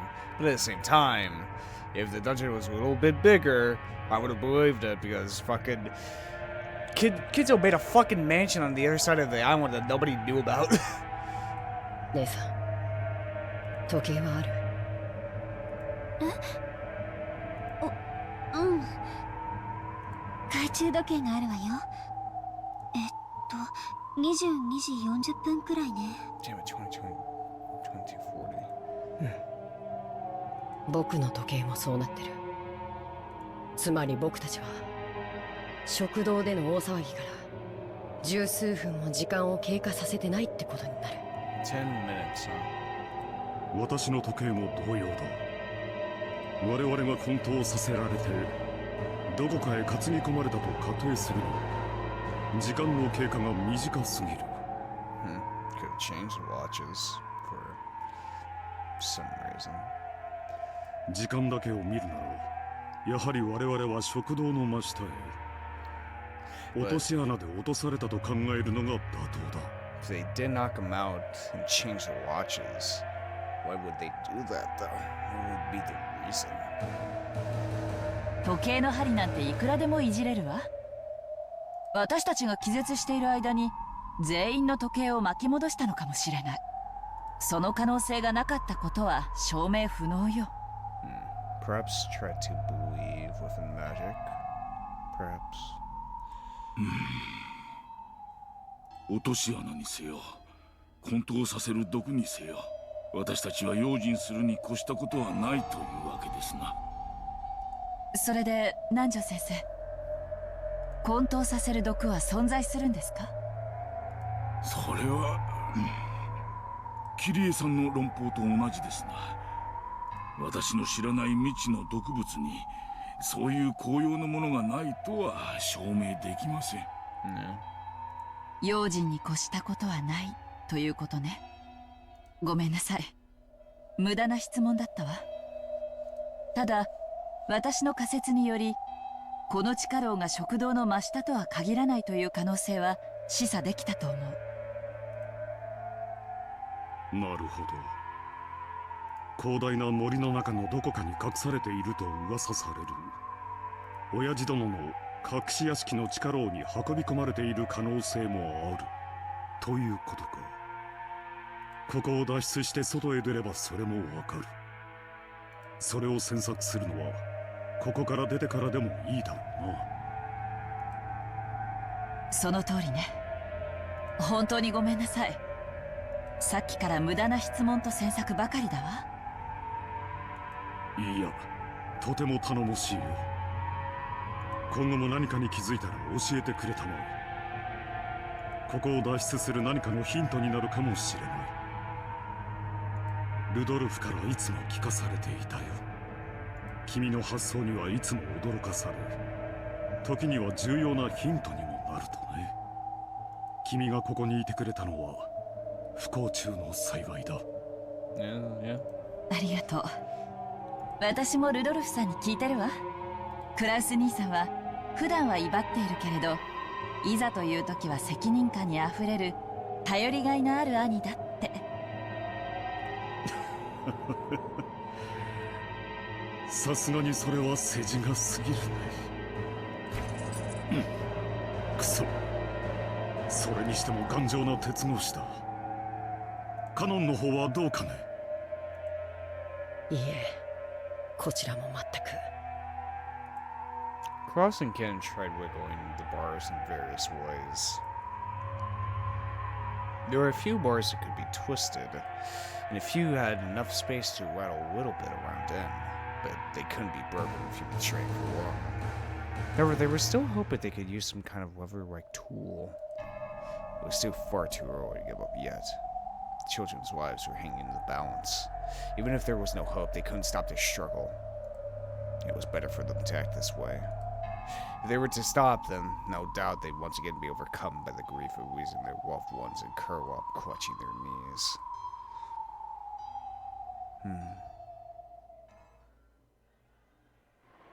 キリエさんたちの方はどうかね。何か見つかったかね。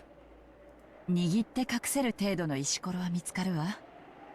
こんなものでも武器にはなるかも。I mean, you gotta beat someone to death with a rock. You gotta beat someone to death with a rock. さすがに鉄格子を削り取ることは無理でしょうね。シャノンちゃんはどう？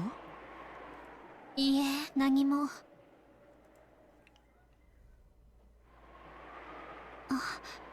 これ電話です。A phone? つながってるわけもないわ。でもコードは何かを縛ったり武器にも使えるかも。You know what? There's a recent comment on one of the videos back in episode 1 specifically, in which it was the end of episode 1 of one of the phones actually worked. Remember that? When we heard Maria singing, which tells us that the internal phones within the mansion can work. Not to the outside, but internally it can still work. Which that's a big fucking clue. If the phones in the mansion still work, you know how fast information can spread? So I wonder if this phone still works. Well, chance, but... 壊して分解すれば金属部品を取り出せるわ。クラス兄さん、鉄格子を開ける鍵穴はもちろんあるわよね。ああ、だいぶ鍵穴の大きい大時代的なものだがね。針金のようなものでいじれば騙せるかもしれないな。電話の金属部品で何か代用できるかもしれない。その電話武器になるわね。投資と同じだよ。情報は武器だ。Cross and Curie laughed together at how they hadn't even thought of using the phone as a means of communication. 何やってんの、お姉さん。その電話つながってるかなって思って。バカだな、姉さんは。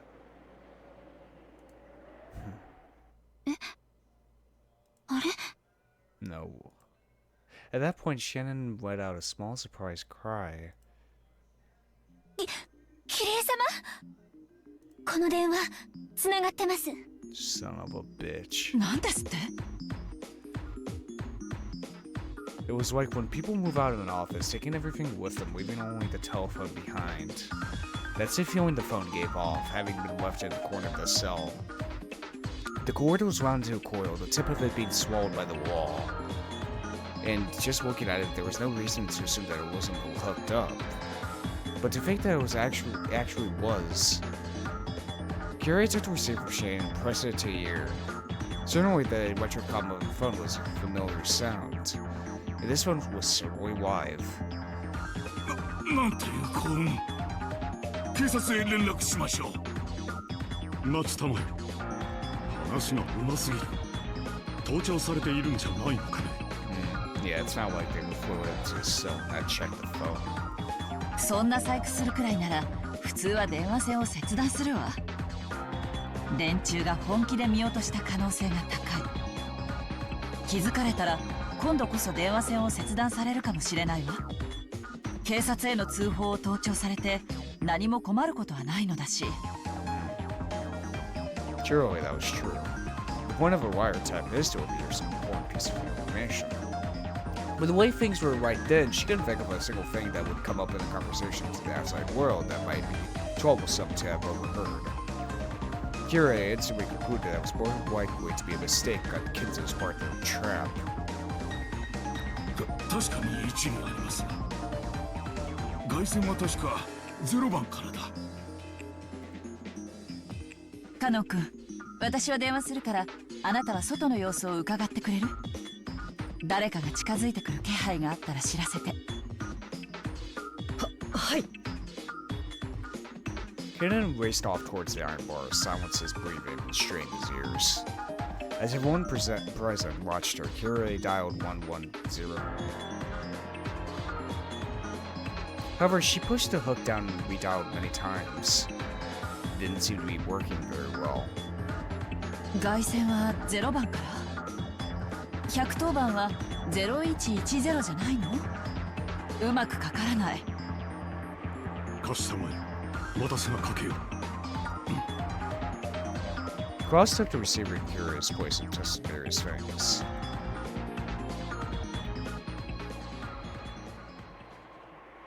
But in the end, they weren't able to notify the police. The phone itself was definitely live, but the circuit was apparently cut somewhere. So it's eternal. Did this mean that they were not so naive? やっぱり無理ですか。敵も甘くはないってことね。Contact the guest house.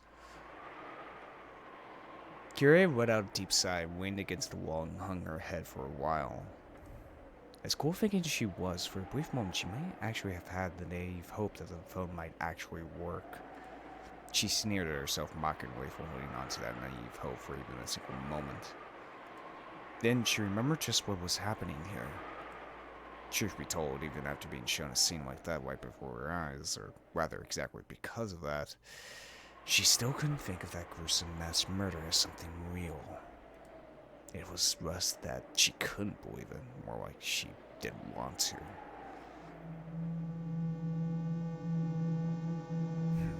Ushiro, Mira, Kinzo killed 6 family members. He summoned strange, witch-like, demon-like people right out of thin air, and with something like magic, began to kill people one after another. She's just all so screwed up. Even though she definitely saw it, there was no way she could accept that spectacle. そんなことあるわけがない。あれはきっとお父様の友人か何か。それがあらかじめ食堂のどこかに隠れていて、手品的に突然姿を現して私たちを驚かせただけなんだわ。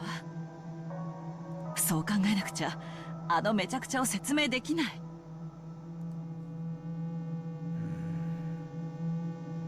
But when those six had their heads blown apart, a golden arrow would float around and around the room.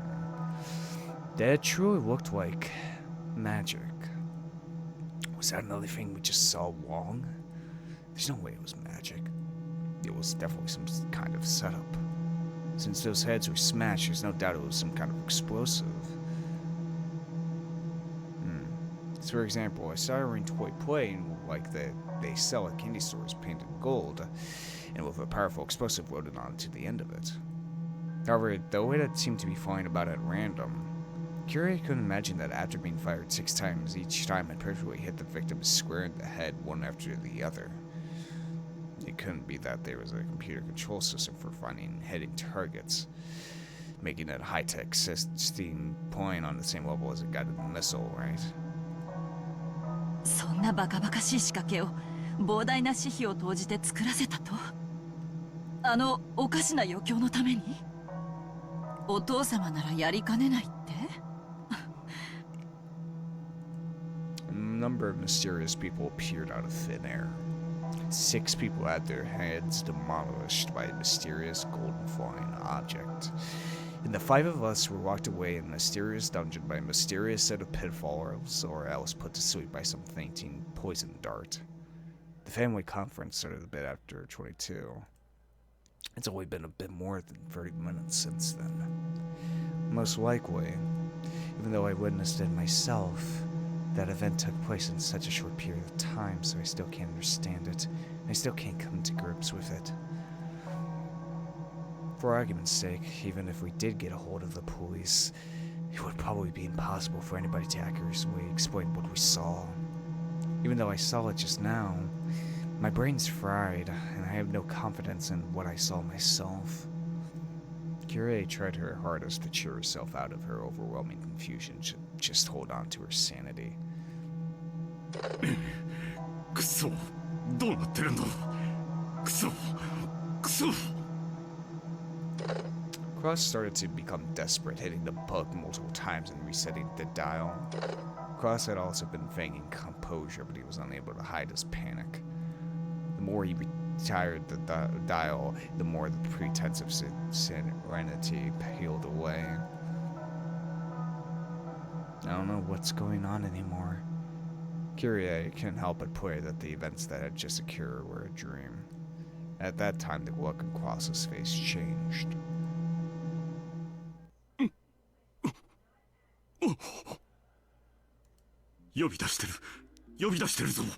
Oh shit. コール音がする。本当ですか、クラウスさん。なるほどな。親父め、浅はかな。警察に連絡されまいと外部への電話線は切断したらしい。内線は切断し損ねている。Son of a bitch. 内線？クラウスさんはどこにかけているの？ゲストハウスだ。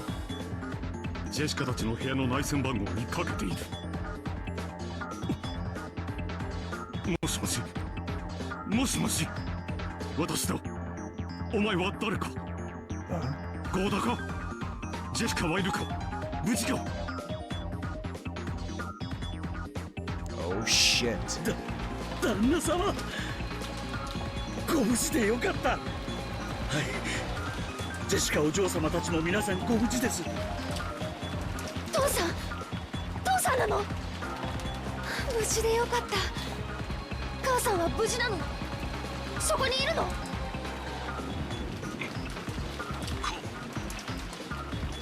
Cross choked on his words. Cross had nearly seen Natsui's head crushed and seen her killed right before his eyes. Eventually, he was going to have to tell that to Jessica. However, Cross began to fret over whether he should tell her now or not and lost his words. But even that wasn't answering these circumstances. 母さんはわからない。無事を祈ろう。今はお前だけでも無事でよかった。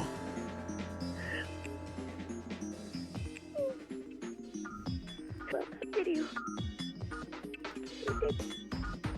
ごめん。Jessica's voice was filled with tears. Klaus was certain now. Jessica and the rest had heard everything start to finish after meeting up with Goda and Kumasawa at the guest house. When they learned that 6 people had been killed, they must have been anxious to rush over to the dining hall. Luckily, he'd been able to call before they stormed off towards the mansion. Klaus was relieved at this good timing during such a tragedy. ここには今キリエさんと南條先生、それにシャノンとカノンがいる。地下牢のようなところに閉じ込められているが心配するな。こっちは父さんたちで何とかする。どこ？助けに行く。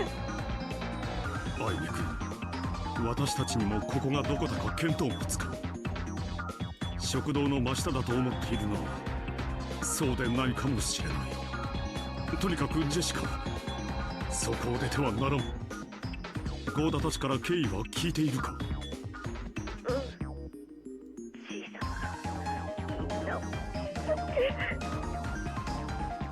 おじい様は今正常な状態にない。出くわせば危険だ。殺されるかもしれない。私たちを助けに来ようなどと絶対に思ってはならんぞ。こっちはこっちで何とかする。じゃあ私たちはどうすればいいの？小さなでよくも母さんたちを、あの死に損ないぶっ殺してやる。ジェシカ、そんな言葉を使ったら母さんが悲しむぞ。レディはそんな言葉を使うもんじゃない。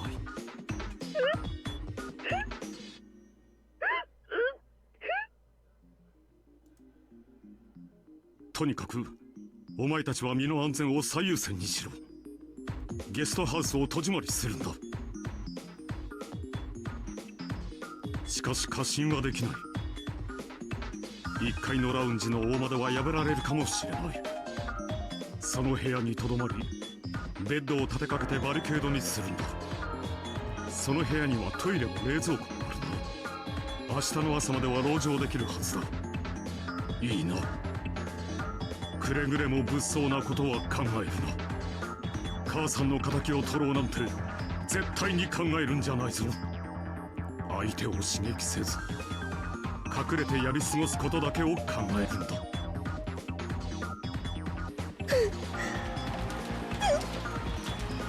分かったよ、父さん。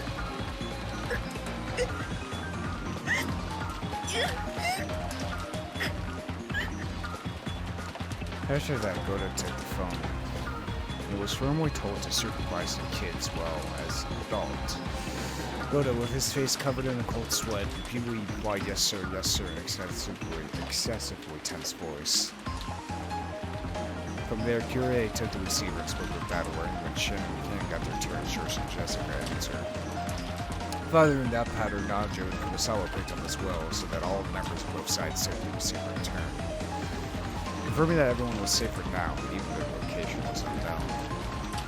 Encouraging each other, coming to an understanding of the current situation for both sides. They wanted to talk forever, but now was not the time to chat. Klaus explained that they could be hanging up for now, and those in the guest house consented. すぐに受話器を取れるように待機していてくれ。くれぐれも用心してな。無茶なことは絶対にするんじゃないぞ。お父さんやカノン君たちが無事だっただけでも儲けのってやつ。私たちも頑張る。父さんたちも。それでは一度切る。用心しろ。With that, the phone call ended.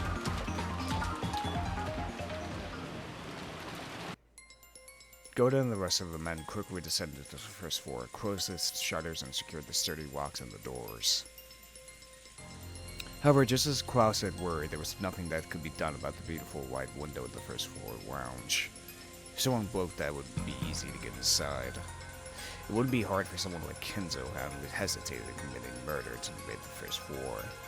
おじい様たちは武装している可能性が高い。部屋に閉じこもるのが最善かつ唯一の籠城方法になるね。自ら密室に閉じこもらざるを得ないのは苦しいところだけど、相手が銃を持っていたらそれしか方法がない。親方様は実銃のコレクションをお持ちとの話です。そう、あれは銃だったんだ。だとしたら恐ろしい威力の銃だ。Fucking goddamn blunderbuss willing to smash a person's head. とても太刀打ちはできません。頭を砕くなんてすげえ威力だぜ。マグナム弾とかそういう類のやつかもな。That too, yeah. Desert Eagle. 下手な扉なら平気で貫通するかもしれねえな。Or maybe even a shotgun.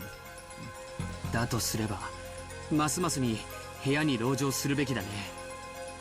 ベッドを立てかけて窓も塞ごう。そこまですればいくら銃を持っていても踏み込むことはできないはず。くそ、そんな受け身な防戦一方しかねえのかよ。くっしょ、うちの親父に上等を決めてくれて入江さんまで捕まえたなんて、こいつは高くつくぞ。クソじじいめ。無理です。あんな連中に太刀打ちできるわけがありません。しかも親方様だけでなく手下も何人も。 Get a hold of yourself, man. あるいはあんな連中がもっといるかも。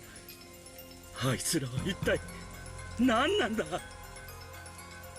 Battle was filled to the brim with the urge to get revenge for Rudolph and to rush out of here to save Kyrie.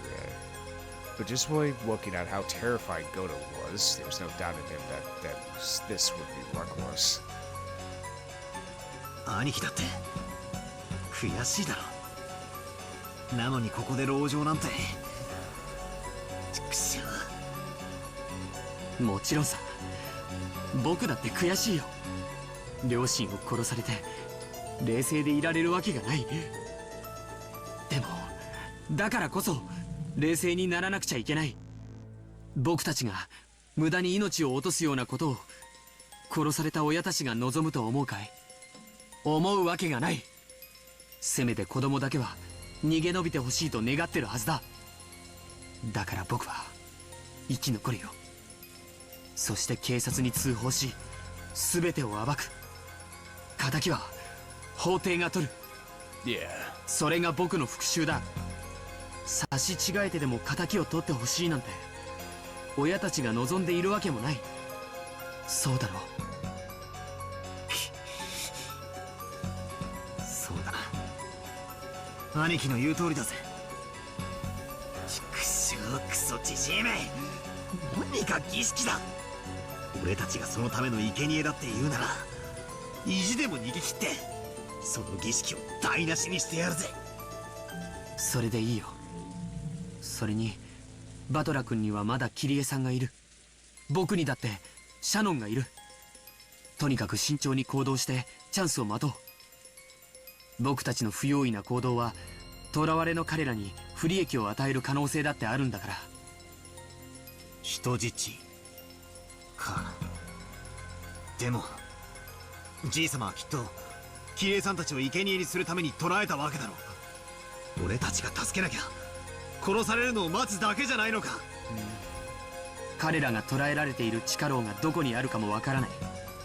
シャノンもカノン君ももちろんゴーダさんも熊沢さんも知らなかった。おじい様だけしか知らない秘密の場所にある可能性が極めて高い。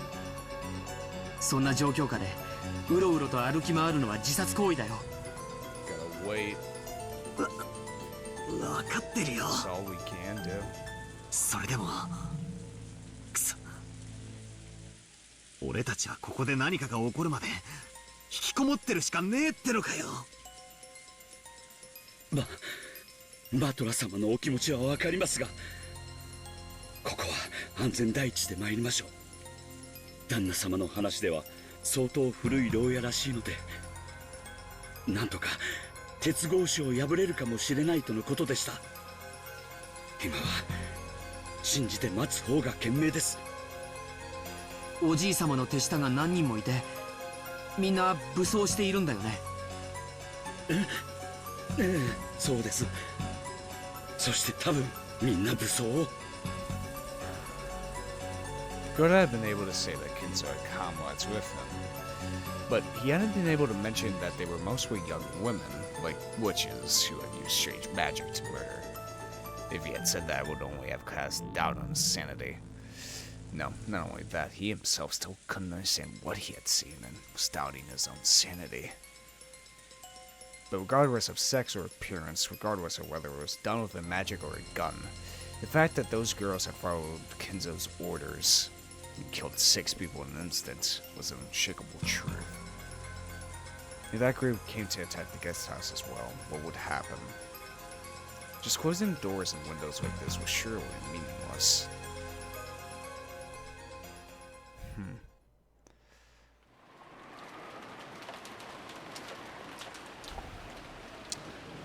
Goda and Kumasawa. The only thing left for those two, who had witnessed that massacre in the dining hall, was to cradle their heads without knowing how to interpret what they had seen. Kumasawa-san, 大丈夫？お茶飲む？ありがとうございますね。ありがとうございます。申し訳ございませんが、しばらくそっとしていただけますか。Maria tried to be nice, but it seemed that Kumasawa was still going to be able to clear away her confusion. マリア、気を使ってくれてありがとうだぜ。熊沢さんは休ませてやってくれ。Jessica was also worried about the shock those two must have received after witnessing such a tragedy. But her wildest dreams couldn't even come close to the unbelievable scene Kumasawa had witnessed. Nevertheless, with her mother murdered and her father captured, it wasn't as though Jessica could stay calm either. She sealed her anxiety and sadness using her anger towards Kinzo and walked irritably around the room. 熊沢さん、母さんは本当にええ、あんなひどい死に方を私は見た。ひょっとするとまだ生きてて手当てをすれば助かるなんてことはないんだよな。 It's very interesting. The character sheet hasn't updated yet. If I remember correctly, when it's updated is when we find the bodies. It's not the point of the murder, it's the point in which we find the bodies, aka the truth, you know. I just find that very, just interesting. So maybe she still could be alive. Maybe, just maybe. 頭があんなことになって生きていられるわけがありません。 Because here's the thing. Beginning of this episode, especially the part with Maria and Angie, especially Maria's part, from her point of perspective, she's seen Sakatoru ripped apart. So in her head, Sakatoru is dead and she was unable to summon him ever again, yet Angie was still able to summon him. That's such an interesting thing. That point of perspective. Are they really dead? They should be. Around 6 people, or 4 people, saw it. No, 6. Saw 6 other people get murdered. 6 people. That should be confirmation enough by, majority votes, obviously, but...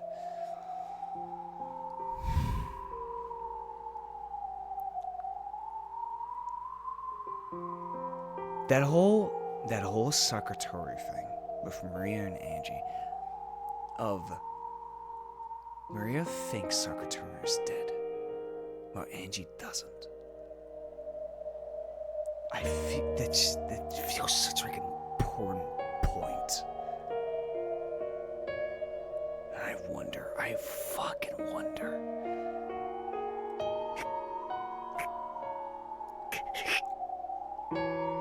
そりゃそうだぜ。頭が砕けちまったら手当てなんて必要ねえよな。普通。When Goda had come flying to the guest house, he had overcome with agitation, told about the massacre in the dining hall without concealing anything. Except for the part about witches and magic, which they themselves still couldn't believe. In other words, he hadn't even sugarcoated the cold-blooded way in which Natsui and the others had died. It was too late now, but Kumasawa regretted the fact that they obviously said too much. However, while White was shaking her head with a slightly painful laugh, Jessica spoke. いや、むしろ話してくれたおかげで冷静になれたぜ。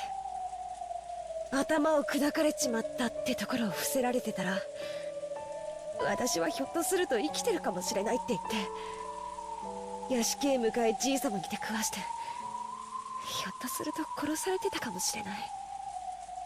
一抹の希望が命取りになった可能性だってあるわけさ。その意味では感謝してるよ。本当に申し訳ございません。言葉をあまりに選ばなかったことはお詫びします。今はいいよ。母さんはもうどうしようもないけど、父さんはまだ生きてる。カノン君もシャノンもキリエおばさんも南條先生もね。なんとか彼らを助けたいし、彼らに負担をかけないためにも余計なことをするべきではない。電話の前で待機してることが今は一番の協力になるかもしれないし。They might receive a phone call asking them to create a diversion while the others escaped, or the others might discover their location and call for rescue. Jessica understood that in order to act promptly when that time came, the only thing they could do for the time being was to wait in this room.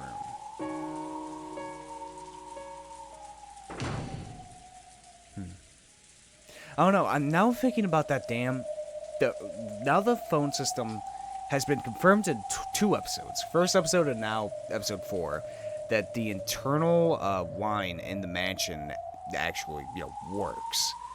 So, we can interpret this to, say, episode 3, the first murder, the locked room circle, could have been a coordinated, thing. It could have been coordinated since all the rooms have phones in them, most likely, at least. So it could have been a coordinated thing of a whole bunch of people, well, maybe one person, because 18 humans, but what's the definition of a human? So, that whole thing as well. But still, it's a huge, huge fucking thing that the internal line still works. Once they had finished inspecting the downstairs area and locking up, George, Battler, and Goda returned. Each was holding various objects. George had things like drinks, canned food, crackers, and other types of snacks he had found in the lounge and storage room, as well as a first aid kit. They were all consumables that would be essential during the siege. Goda had a large folding ladder and carpentry tools. Those were to seal the door from the inside, just in case. If it came to it, the ladder was for escaping out the window. Battle had brought up objects that could be used as edged weapons and poles. In addition to the obvious kitchen knife, there was a disassembled table leg that could be used as a club, and a pole roughly the size of a person, which he apparently made by taking apart a hat stand. Even though the pole had no point, it could surely be used like a spear.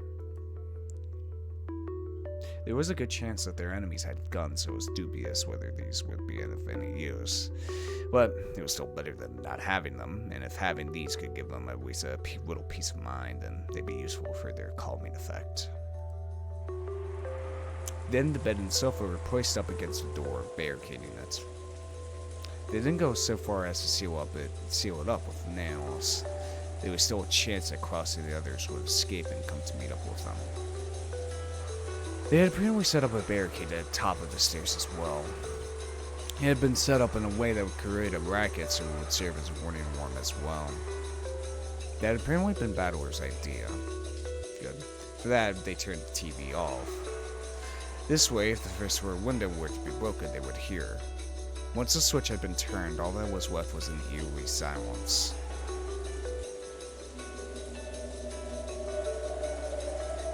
The sound of violent wind and rain. Were they going to have to spend the whole night being crushed by such suspense? The boat would come tomorrow morning. However, judging by the weather report, most of tomorrow was going to be covered in the typhoon, and the boat probably wouldn't come. The typhoon was set to pass by in the morning the day after tomorrow. In other words, the boat would be arriving in the morning after next, the morning of October 6th. Right now, it was late at night on October 4th. They would have to spend more than 30 hours on this island, with Kinzo turned cold-blooded murderer and his weird companions prowling about. Even with the shutters closed, there would definitely be a little bit of light creeping out. They might let the enemy know that they were hiding here. Bedouin suggested it might be best to turn off the lights, but they had already been overwhelmed by a ghastly feeling just from turning off the TV off. There wasn't anyone who directly challenged this proposal, but then again, there wasn't a single other person who agreed with it. Oh, テレビダメなの？ああ、悪いが我慢してくれ。敵の侵入の音を聞き逃すわけにはいかない。つまんない。 Even though she had been told of her mother's death, Maria alone didn't feel an approaching sense of danger. She just seemed to be upset that the TV had been turned off. Even though she's in such a bizarre situation, can she not share in her sense of danger? Is it because she's so young? The battle where even this faintly unsettling feeling from such a young girl made him sense that there was something very eerie about Maria.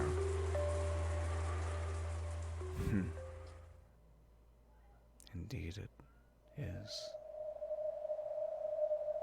とは言ったものの。 Okay. I think this is a good stopping point. So, we have our two groups here. One stuck in a dungeon, the other stuck in the guest house, and trying to find some way to survive this. The mad father, the mad grandfather Kinzo, with his compatriots. Also, I just remembered, you remember how he gets his servants? He gets it from an orphanage, right? So it isn't impossible. And he considers servants furniture. That could be a loophole with the statement there are only 18 humans on the island. I'm still on that. That's the only fucking loophole I see within that damn fucking argument that Ava Beatrice made in episode 3. Is the fact, yes, she said 18 humans, but does she consider furniture, aka people, aka servants, to be people? That's the only way I can see through that fucking argument. That's the only way. That's the only way I see through it. So, yeah, Kinzo has an orphanage where he raises most of the servants, so he does have a supply of, underlings. He can do what he wants with, which actually would tie in with what we saw with Beatrice, and she was alive, and she was raised on the island. Shit. I wonder, did Kinzo raise these kids thinking that magic was real and take on these different personas of demons?